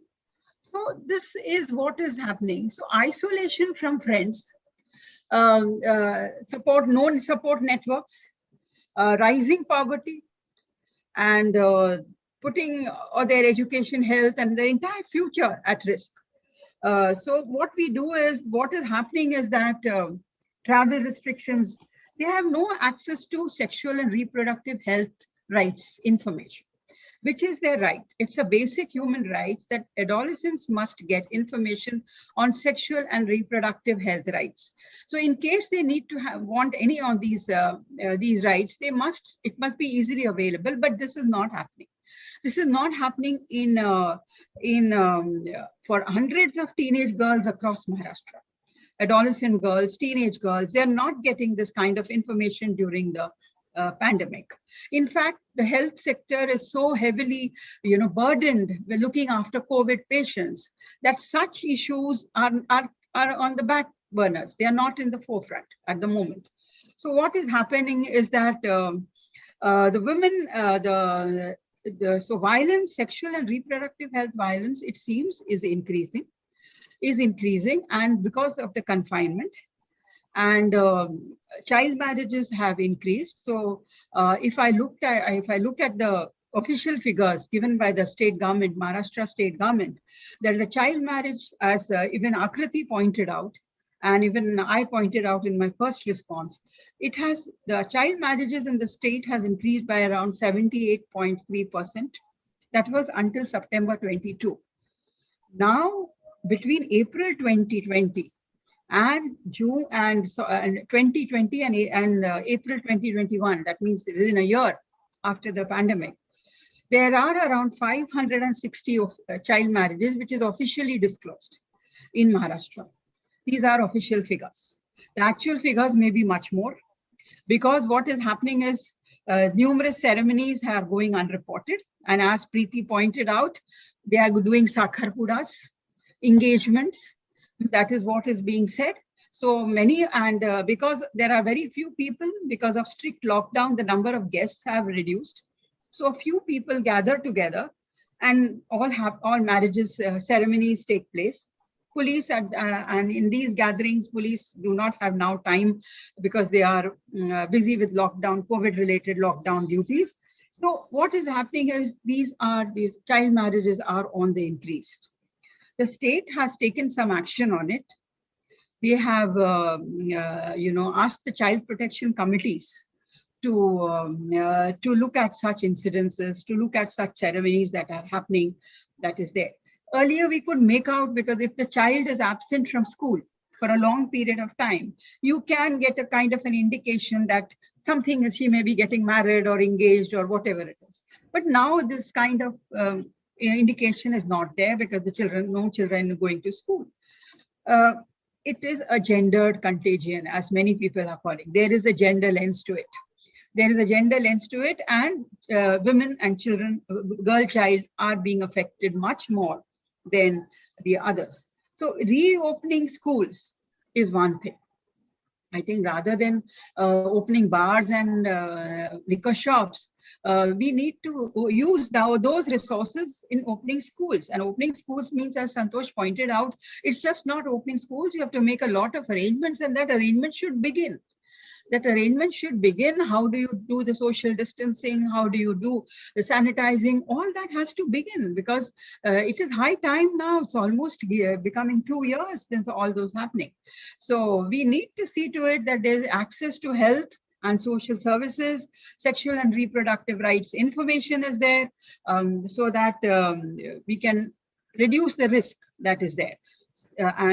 Besides that, what I wanted to say was that we need to see to it that these kind of information on sexual and reproductive health services should be disseminated, maybe door to door. maybe so that the girls who are confined to their homes get some kind of information. Remember, in schools they used to get midday meals, and even in schools there was this procedure of distributing sanitary napkins also. But this is not happening now. This is not happening now. This is another thing that is. So doorstep distribution of sexual and reproductive health materials, maybe medical abortion information, all this needs to be done. That is there. And we can see to it that we lay more focus on digital healthcare, maybe online, maybe door to door, maybe through various methods. You have many kind of childcare workers, and as Preeti very passionately pointed out, child services have to be deemed as essential services. You amend the Disaster Management Act, amend the Essential Services Act, amend these two laws and make child services as essential services. So that during pandemic, there is transport for these workers, there is transport for all, so that there is no restrictions on them. But many times this time there was no transport for child workers. That is there. They only, child welfare committees worked online. They are essential services. Children are the future of our nation. These are essential services. So we need to, these are something that I would like to share. Thank you so much, Dr. Bajpai. And just on that note that you ended, that children being the future of the nation, we've literally been saying that there is not only one way in which children have been impacted, but there are so many other ways. The way that education ties in with child marriage, the way that education ties in with child labor, the way that being at home, lockdown, pandemic, lack of access to correct information, like you're saying, ties into exploitation, abuse, and all of that. Thank you so much for bringing out these interlinkages. I would want to understand, Abhi, from Dr. Like Dr. Bajpai, you said, I would want to understand from Mr. Ashok. तो अशोक जी, आपसे ये सवाल है कि जैसे doctor Bajpayee ने mid day meal scheme के बारे में बात की, तो ये एक बहुत महत्वपूर्ण स्टेप रहा है to ensure nutrition of children, to ensure children even coming to school, to ensure overall health. तो और आपने भी ये पहले एक मुद्दा रखा था कि विदर्भ मराठवाड़ा में बच्चों पर और फैमिलीज पर जो इस महामारी का अफेक्ट रहा है ये बहुत ज्यादा है, और उसके वजह से बच्चे they are forced out of school और उनको लेबर और अदर एक्टिविटीज में जबरदस्ती वो जा रहे हैं. तो हमने देखा है कि विशेष रूप से ग्रामीण क्षेत्र में ये जो संसाधन है, ये जो रिसोर्सेस है, वहां तक पहुंच उसकी कम है. तो बहुत सारे कोविड के वजह से डेथ्स भी हुए हैं, और मेडिकल फैसिलिटीज भी रूरल एरियाज में उतने विकसित नहीं है. माल न्यूट्रिशन का रेट हमने देखा है कि ज्यादा है. तो आपका काम majorly children who are affected by drought या ड्रॉट अफेक्टेड चिल्ड्रन के साथ रहा है. तो उस अनुभव को देखते हुए इन पिछले 1.5 सालों में खाना और स्वास्थ्य सेवा तक की जो पहुंच है, इसके मामले में क्या स्थिति है, इसके मामले में आप क्या हमें बता सकते हैं? हाँ, मुझे तो ऐसा लगता है कि आप जैसे आप बोल रहे हो कि मिड डे मील है या बाकी सब चीजें है, ये अभी इन सब चीजों को, फिजिकल एक्टिविटीज को सब स्टॉप हुआ है, क्योंकि स्कूल ही बंद है. तो आप मिड डे मील कैसे करोगे, है कि नहीं? और बहुत सारा ऐसे मिड डे मील स्टार्ट करने का क्या हेतु था. मिड डे मील तो जो रूरल एरिया स्कूल है या जो गवर्नमेंट स्कूल है, वहीं पे ज्यादातर मिड डे मील की फैसिलिटी दी जाती है कि बच्चों को एटलीस्ट पूरा न्यूट्रिशन वहाँ पे मिले, जो घर पे नहीं मिलता है, या घर पे खाना नहीं होता है बहुत सारी गरीबी की वजह से, पॉवर्टी की वजह से. उनका एटलीस्ट जो कुछ तो भी फीड वहाँ को स्कूल में उनको मिले. लेकिन अभी होता क्या है कि जैसे आशा दीदी ने बोला कि ये जो अभी मिड डे मील स्कूल में नहीं हो रहा है, लेकिन ये डोर टू डोर, जैसे हम पोलियो का कैंपेन चलाते हैं कि हम जहाँ पे बच्चे ढूंढते हैं, जो 5 साल के नीचे का बच्चा है, वहां पे जाके जो अपने आशा वर्कर्स थे वो घर पे जाके सर्विस देते हैं या पोलियो देते. तो हमें लगता है कि ये ऐसी अभी कंडीशन है कि हमें ये डोर टू डोर करना पड़ेगा. अभी ये देखने को नहीं मिलता. अभी हमने देखा कि जब मिड डे मील का रहता है, स्कूल में राशन आता है, बच्चों को स्कूल में बुलाते हैं. वहाँ पे प्रॉपर जैसा वैक्सीनेशन रहे या सोशल डिस्टेंस रहे या सैनिटाइजेशन रहे, ये बाकी के कुछ भी चीजों को हुआ है कि नहीं हुआ है, कुछ कोई ऐसा फैसिलिटी नहीं रहती कि वहाँ पे वो फोकस कर सके या कोई ध्यान रख सके, ऐसी कोई भी फैसिलिटी गवर्नमेंट की नहीं रहती है। तो वहाँ पे कुछ स्प्रेड होने की ज्यादातर संभावना रहती है। आगे चल के पता नहीं कि ये पैंडेमिक कितने दिन तक चलेगी। अभी ये थर्ड वेव आने की बोलते हैं, ये थर्ड वेव में अगर बच्चे इफेक्ट होते हैं तो ये मिड डे मील की जो फैसिलिटी या जो न्यूट्रिशन की फैसिलिटी है हम बच्चों तक कैसे पहुंचाएंगे? अगर अच्छा न्यूट्रिशन बच्चों को नहीं मिलेगा तो ज्यादा से ज्यादा बच्चे ये इफेक्ट हो सकते हैं। तो मुझे लगता है कि ये आगे चल के कुछ महीनों में इसमें काम होना चाहिए कि डोर टू डोर हम ये बच्चों को घर पे पहुंचाए। और हमें डेटा रहता है गवर्नमेंट सिस्टम में, स्कूल में, सब में कि बच्चे कहाँ रहते हैं, कौन से बच्चे हैं, क्या है, और इनको हम ये घर तक कैसे पहुंचाए। तो हमें लगता है कि इस पे गाँव में भी बहुत ज्यादा तक काम करने की जरूरत है। और पिछले 1.5 साल में हमने भी बहुत सारा एज अलग अलग एनजीओ के साथ, अलग अलग लोगों के साथ ज्यादा से ज्यादा राशन लोगों तक कैसे पहुंचे, ज्यादा से ज्यादा उनका जो नेसेसरी बेसिक जो चीजें है वो कैसे उनकी फुलफिल हो। क्योंकि अगर हाथ में काम नहीं है, अनएम्प्लॉयड लोग है, उनका बाकी का घर खर्च या बाकी की जो चीजें है वो कैसे चलेगी। और बाकी के एडिशनल न्यूट्रिशन तो वो बच्चों को मिलना वो तो बहुत दूर दूर तक की बात है। तो मुझे लगता है कि आगे चल के ये काम होना चाहिए। और दूसरी एक चीज है जो एजुकेशन पे हम बोलना चाहते हैं कि ऑनलाइन एजुकेशन पे हम काम करना चाहिए, लेकिन ये बहुत अच्छी अपॉर्चुनिटी कि हम स्किल बेस्ड एजुकेशन को ग्राउंड लेवल पे या रूरल के जो बच्चे हैं उनमें हम ये ज्यादातर प्रमोट करें। क्योंकि जो हमने 2 साल में देखा, अनएम्प्लॉयड होने का सबसे बड़ा एक कारण है कि हर पर्सन वन स्किल रहता है, एक को एक ही चीज आती है। और दूसरा ऐसा होता है कि जो हम कॉलेजेस में सीखते हैं, जो हम यूनिवर्सिटीज में सीखते हैं, उसमें ज्यादातर ऐसा सिखाया जाता है कि भाई एक सर्टन आईटी कंपनी है, एक सर्टन फर्म है, उसमें कैसा काम करना है। तो फर्म में हम काम करते हैं तो एक सर्टन सब्जेक्ट पे ही हम काम करते हैं। लेकिन बाकी की जो चीजें जैसे प्लम्बिंग रहे या कारपेंटिंग रहे या फार्मर्स रिलेटेड जो एजुकेशन है, हम बोलते हैं कि India is agriculture country but we are not teaching single subject of agri. अगर किसी को एग्री का सीखना है तो भाई आगे चल के आप बीएससी एग्री करो। लेकिन ये फार्मर्स के बच्चे हैं, फार्मर्स के बच्चों को अगर हम एग्री का एजुकेशन बेसिक अगर हम पहले से नहीं देंगे तो ये अनएम्प्लॉयड होने के बाद भी ये कुछ नहीं कर पाएंगे। तो मुझे लगता है कि इन सब चीजों पे आगे चल के काम होना चाहिए। एक अच्छी अपॉर्चुनिटी कोरोना ने हमें दी है कि इन सब में हमें मॉडिफिकेशन करना चाहिए। रूरल एरियाज के बच्चों का एजुकेशन और सिटीज में जो बच्चे हैं उनका एजुकेशन में, इनमें पूरा एक करिकुलम नहीं होना चाहिए। मुझे लगता है कि इसमें थोड़ा सा डिफरेंस होना चाहिए, इसमें अलग अलग सब्जेक्ट का डिवाइडेशन होना चाहिए। जो रूरल एरियाज के बच्चे, जो फार्मर्स, इतना जो हम एग्रीकल्चर कंट्री बोलते हैं, तो उनके जो बच्चे, उनमें एक आधा सब्जेक्ट हमें एग्री का भी डालना चाहिए। और बाकी का बेसिक नीड्स हम घर पे कैसे फुलफिल कर सकते हैं, घर पे हम बाकी की चीजें कैसे ग्रो कर सकते हैं, ये हमें प्रैक्टिकली एजुकेशन में बच्चों को सिखाना चाहिए, ऐसा लगता है। Thank you. Thank you so much Ashok ji. और आपने इतनी सारी इंपॉर्टेंट पॉइंट्स हाईलाइट किए हैं कि कितना कैसे इम्पैक्ट पड़ रहा है, कितने कम रिसोर्सेज हैं और इंफ्रास्ट्रक्चर ज़्यादा अवेलेबल नहीं है, काफ़ी अनएम्प्लॉयमेंट भी हो रही है इसकी वजह से। और ऐसे ही पहले भी आपने काफी अभी जो आपने एजुकेशन के बारे में भी बात की, उसमें क्या चीजें हैं जो हमें कोविड की वजह से रियलाइज हो रही हैं कि हमें अपने सिस्टम में इनकॉर्पोरेट करना चाहिए, जो हमें पहले नहीं पता था।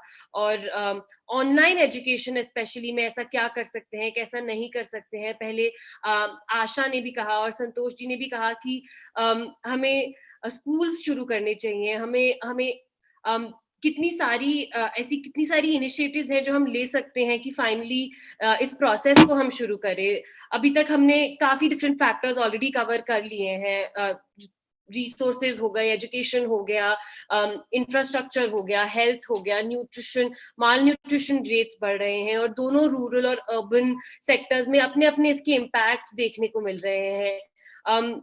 एक और कॉमन थ्रेड जो अभी तक हमने देखी है वो ये है कि ऑनलाइन अब्यूज भी काफी बढ़ गया है। बिगनिंग में ही आशा हैड मेंशन कि because not just online but generally for sexual abuse also, because women and children are locked down in their houses and are more often than not living with their perpetrators. It's very difficult for them to even raise concerns. Similarly, both Santosh and Ashok also mentioned that online abuse, pornographic content दिखाना और बाकी forms of online abuse जो पहले नहीं दिख रहे थे वो भी काफी हो रहे हैं. In fact, I also regularly work with cases of online sexual harassment, and in fact last year we didn't even anticipate that such cases could come up now, but we've seen that in fact if 10 complaints were being raised in a day last year, now the number has easily shifted to 25.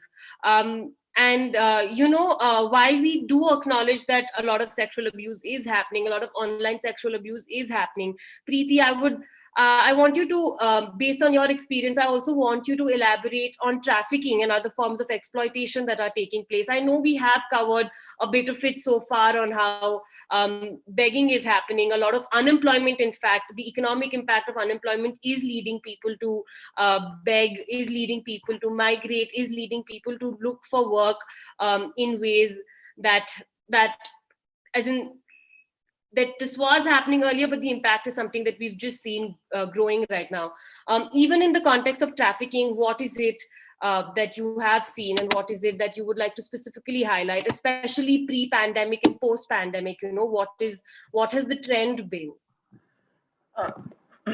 So I think we've already discussed the trend has been, and Asha also, I think in her opening statement did mention that we are seeing an increase. We didn't have numbers. We didn't have data in the first 4 months of the lockdown, March, April, May. We didn't know. We were hoping and we were concerned. Now we are seeing cases. We are working with cases. It's no more, it's real. The problem is very, very real. It's there out there. And we should always remember that any kind of distress and any kind of distress mobility, distress migration is the fishing ground for traffickers. That's the perfect time when they use that vulnerability to lure victims with promises of something that the victim is looking for, right? And that's how, we've seen it during Latur earthquake, we saw it during Bhuj, we saw it during tsunami, and we are seeing it now. This time in the second wave, we all woke up, and what shook us was the incidence of illegal adoption, which is a form of trafficking of children for adoption, right? And that really woke us, that really shook us. Similarly, the labor situation, be it commercial sexual exploitation, and like I said, girls as young as 11 years old are being sold, and there are buyers. Oh my God, I don't know what do we do about this demand. Somewhere at some stage, we need to also address demand that gets created for traffic victims. Demand, not just, I would say look at demand in the entire supply chain. And we are not addressing the supply chain at all. So this is another thing that has been, pretty neglected, which needs to be addressed. And our own experience of commercial sexual exploitation, I think in the last 6 to 7 months, we have worked with over 15 cases of girls between the ages of 15 and 17 who were rescued. And the worst was, you remember you all asked in the beginning, it was, I think yours or Sana's opening remark about how what we had done, the pandemic is undoing things. And so Prerna has worked on the issue of intergenerational trafficking, and we are seeing intergenerational trafficking, once again on a rise. Young girls from the Bedia, Banchda, Nut communities from the confluence of Uttar Pradesh, Rajasthan, and Madhya Pradesh. Those girls are being pushed out. There are buyers for them, and there is a demand for them. And these are the girls who have been rescued. Girls from the West Bengal region have been sold at, at a price that is unimaginable. On one hand, we feel there is no money, and on the other hand, there's so much of money to buy children for for the sexual pleasure of these people and online. So when it comes to commercial sexual exploitation and sex trade, what we have found is online soliciting has increased a lot. So, women are no longer soliciting on the streets. The online medium is being used to solicit women. Grooming, one factor that we really didn't touch upon is grooming. Both Ashok spoke about it, all Ashok, Asha, Santosh, everyone spoke about how young girls and young children, the minute they are getting the device, the first thing they're doing is going on Facebook. Now, Facebook has become such a big ground for grooming and luring young girls, and they don't even realize, when the friendship got misused into, and when, the next step they got trapped into the trafficking situation. The other thing, last point I want to make, and I'm going to stop here, though it's not directly linked with commercial sexual exploitation, we spoke so much about digital divide. There is yet another divide that we have noticed because of the pandemic, and that is the divide that is being created with those who have identity and social security documents and those who don't have. Because today, any kind of scheme that the government is declaring, you cannot access it if you don't have your identity document and your social security document. And there are millions of people in this country, just the way they don't have a digital device, they don't have these documents, which means they're further getting marginalized, which means they're further getting vulnerable. And this is, again, the community and families from where, traffickers are going to make the most profits out of. So I think moving forward, all of us in this sector, besides talking about digital divide, we also need to talk about yet another divide that, the pandemic has created. The pandemic hasn't created, it has emerged. We didn't speak about it in the past. We're speaking about it now, and we need to speak more about it. Is what is happening in this kind of a distress. You're still asking people to give their Aadhaar card, to give their ration card, only then they can access the government scheme, which is so unfair.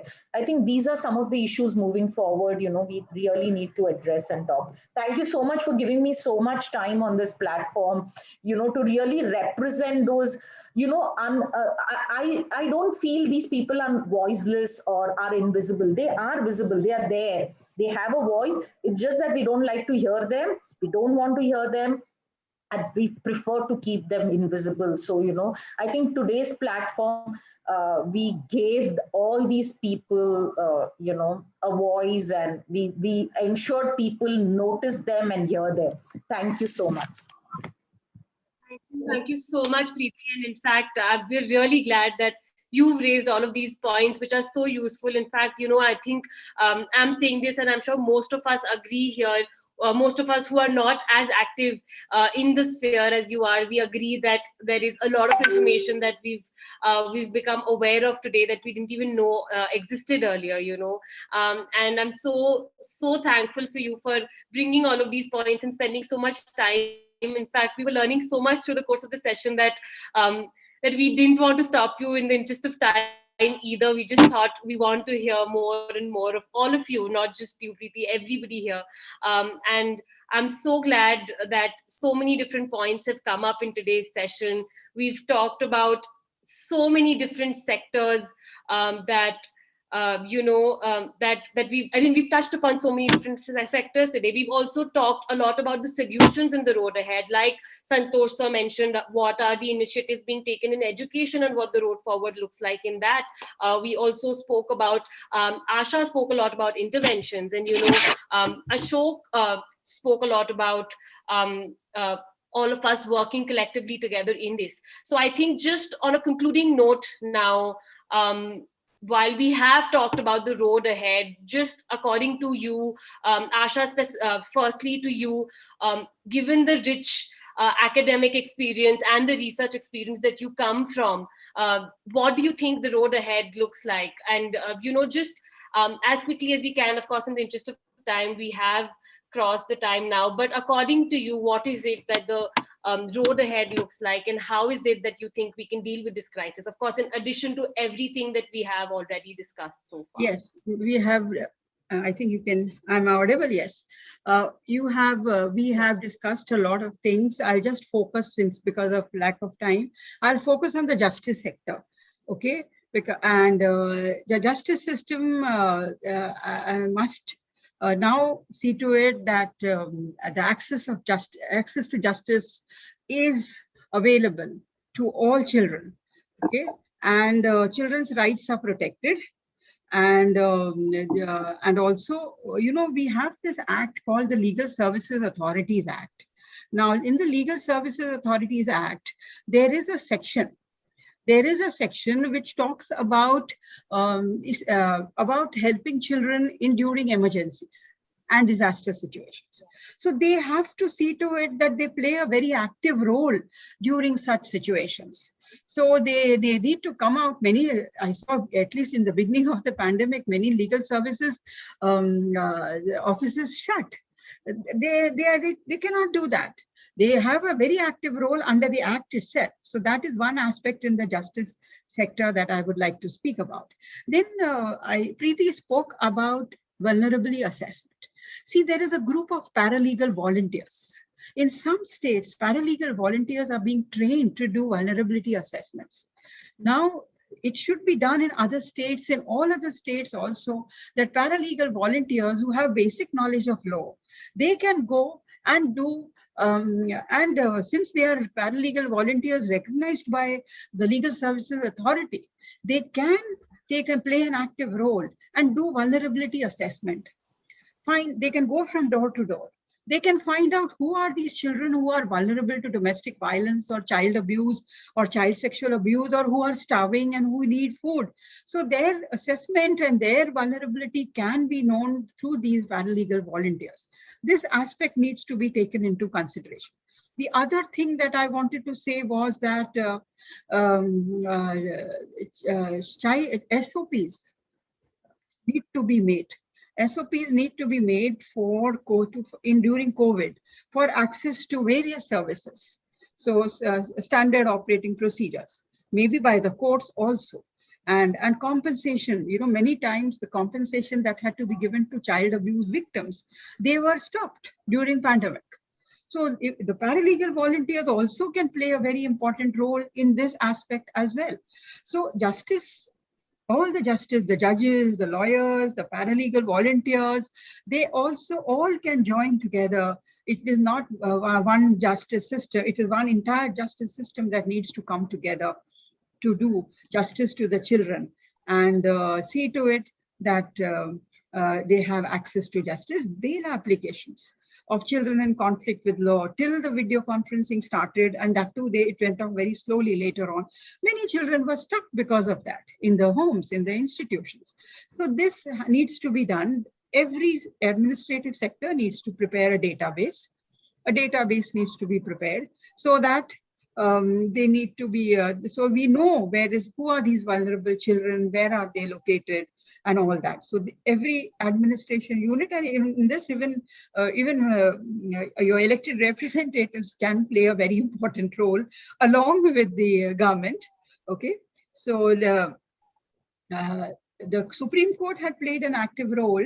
They had initially, as soon as the pandemic lockdown took place in April, they gave directions to how to treat people, how to handle children in institutions. So those directions came in 2 suo motu petitions. Then they also brought in about saying another suo motu direction was the education of children should not be stopped. That also came in June, this last month. Another direction that came was about, remember, many of us must have received those adoption messages saying that such children, cute children, young children, 2 months, 1 year are waiting, and please, you may adopt them and all that. And telephone numbers were given. Supreme Court last month has given a very clear instruction that these are all fake messages. You cannot adopt children like that. It is illegal to adopt children through such messages. There is a procedure given by the government, by the state. There's a law on adoption that has to be followed. You cannot just adopt children like that. If you get such messages, it's an offense. It needs to be reported. And also, if a child is in need of adoption, approach the Child Welfare Committee, approach the District Child Protection Unit, approach Childline, but you cannot adopt children like that. Okay, this is what I wanted to say in the way forward. We need to be careful about these things. And I would like to end with one thing, and that is that you need to see to it that child protection services are essential services. Thank you. So much. Thank you so much. Child protection services indeed must be essential services. And Chetna, I think I'll give that to you. Right. Thank you so much, Dr. Bajpai, for highlighting the way forward and the solutions from the justice sector perspective. I want to also extend this question to Santosh ji and Ashok ji now. कि अब हमने discuss किया है कि ग्रामीण क्षेत्र में, urban areas, ये सारे इलाकों में प्रॉब्लम्स क्या है, और हमने कुछ सॉल्यूशंस भी डिस्कस किए हैं. आपने, संतोष जी, आपने भी कुछ बताया कि जैसे सब लोग ने कलेक्टिवली काम करने की जरूरत है और सिर्फ गवर्नमेंट की जिम्मेदारी नहीं है बल्कि हमारी भी जिम्मेदारी है. प्रीति ताई ने भी इसके बारे में बात किया था.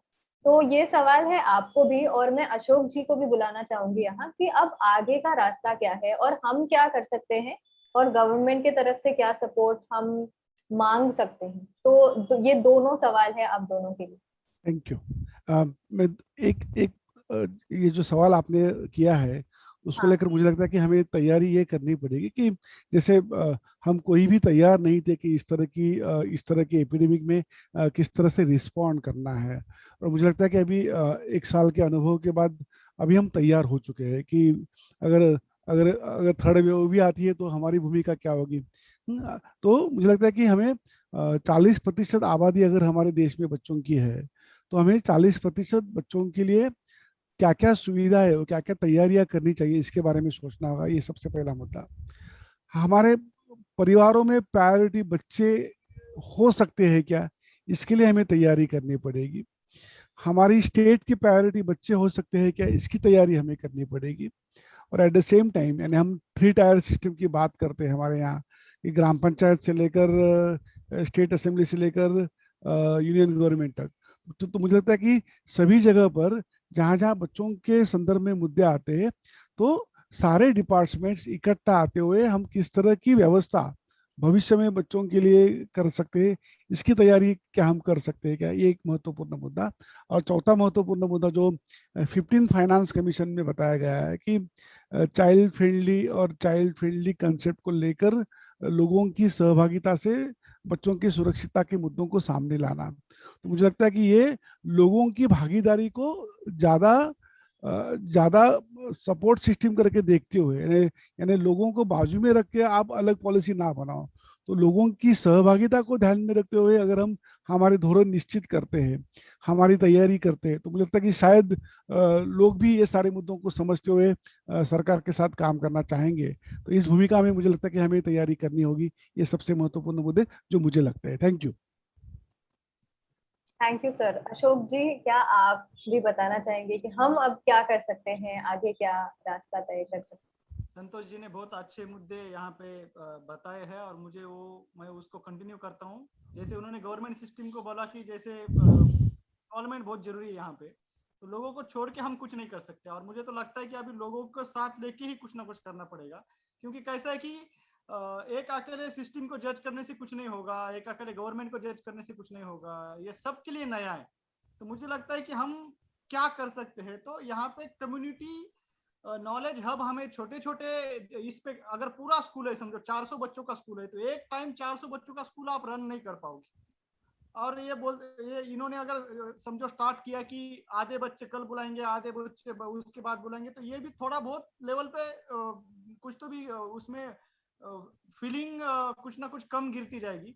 तो मुझे लगता है कि हमें कम्युनिटी की हेल्प इसमें लेनी चाहिए. जैसे वॉलंटियर्स रहते हैं या MSW के BSW के स्टूडेंट रहते हैं, NSS के स्टूडेंट रहते हैं, इनको हमें मोटिवेट करना चाहिए, ज्यादा से ज्यादा पीपल को मोटिवेट करना चाहिए. और एक सोसाइटी रही है, गांव रहा, तो उस गांव में अगर समझो एक 10 वॉलंटियर्स रेडी हो जाएंगे, तो उस वॉलंटियर्स को लेके हम छोटे छोटे ग्रुप्स कैसे बना सकते हैं। जैसे इस एक गांव में 300 बच्चे हैं, 200 बच्चे हैं, तो उनको अगर हम डिवाइड करके 10-10, 15-15 के ग्रुप में हम डिवाइड करते हैं, एक एक कॉलोनी में, एक एक अपने अपने गली में अगर एक छोटे छोटे कम्युनिटी हब, एजुकेशन हब हम चालू करेंगे, तो उससे क्या होगा कि किसी को भी अड़चन नहीं आएगी। अपने अपने इसमें बच्चों को हम सिखा सकते हैं। हमने लास्ट ईयर में, हमें बताने में बहुत अच्छी खुशी होगी कि हमने एक ज्ञान छत्र बोल के प्रोजेक्ट चालू किया था लास्ट ईयर।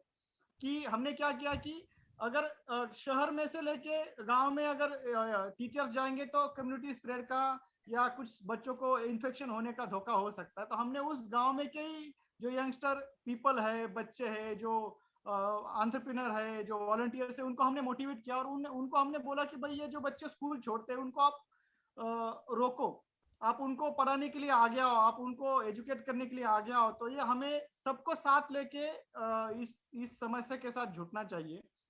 मुझे लगता है कि अगर ये हो सकता है तो गवर्नमेंट और जो ग्राम पंचायत लेवल के सदस्य है, जो पंचायत समिति लेवल के सदस्य है, जो पॉलिटिशियंस, बेसिकली अगर मुझे लगता है कि अगर ये काम करना है तो पॉलिटिशियंस को पक्ष, पार्टी, अपने अपने मतभेद ये सब छोड़ के एक जगह पे आके इस पे काम करना पड़ेगा कि भाई हमारे बच्चे पढ़ नहीं पा रहे, और आगे चल के अगर हमें किस किस जगह पे हमारे भारत को देखना चाहिए, किस जगह पे हमारा यंगस्टर्स कंट्री है, यंगस्टर्स की कंट्री है, इसको हमें कहाँ पे देखना चाहिए। इसलिए इसके लिए हमें ये सब छोड़ के एक जगह पे आके गांव लेवल पे, जिले लेवल पे, स्टेट लेवल पे एक जगह पे आके काम करना जरूरी है। Thank you so much, Santosh ji, Asha, Ashok. I cannot thank you enough, and I would also like to, like Dr. Swati will give a vote of thanks. But I think जिस तरह से आप लोगों ने हमें time दिया है आज अपना, very very important time, and we have totally overcrossed our time limit actually today. But we are not regretting. In fact, हमें लग रहा है कि नहीं, हमें और भी बात करनी चाहिए थी. There were so many questions coming in my mind also, which I couldn't ask you, unfortunately. So in the interest of time, I would just want to thank you all from the bottom of our hearts. This means a lot to us. And I would love to invite Dr. Swati now to give a quick vote of thanks for your commitments and for the amazing words and knowledge that you have given us today. Thank you, Sana. Dr. Asha, Preeti, Santosh ji, Ashok ji, I thank you very much for your great work and dedication. You have no doubt inspired many today who are watching us to work on their projects and follow their dreams. It has also reinforced my interest in my social endeavors. I would like to share one thing that I have been following over the last 2 months. I'm connecting with different villages in Maharashtra under my menstrual hygiene project. And then I realized that under COVID, the effect of COVID is the adolescent girls are not getting the sanitary napkins which come through the center, a policy made by Center for Menstrual Health, under which they give 6 sanitary napkins in only 6 rupees. Now, this particular policy has been put on hold for last year and a half, and I'm striving to get it back in place now. And thank you to all of you, because you have inspired me further now, and I'm going to pursue this so that all my adolescent girls in Maharashtra and around our country should get their dues and their rights they should get. So I thank you. Akriti, Chetna, you have done a fabulous job. Yashi, Mallika, Devanshi, Sakshi, you really came through proving what it means to be a team player today. It's been an excellent teamwork. Devesh, your help is invaluable always, and I'm sure you'll continue to do so. We'll surely be meeting again next month with some other topic, surely. I thank all the audience and everybody who's watching us here today, because without you, this wouldn't have been a success. We are trying to reach out a message to the world. So please carry forward this message that has come from all our speakers and all the people who are doing a great work today. So now I would say one more thing, that children today are robbed of their innocence at a very early age, at a young age, by the parents, no other but the parents, who introduce YouTube to them for their nursery rhymes instead of singing songs themselves. So the innocence is robbed at that age. Ashok जी, मैं कहना चाहूंगी कि ये innocence तभी चला जाता है तो जब बड़े होके फोन हाथ में डिवाइस आते हैं तो बड़े आसानी से गलत रास्ते पे चले जाते हैं.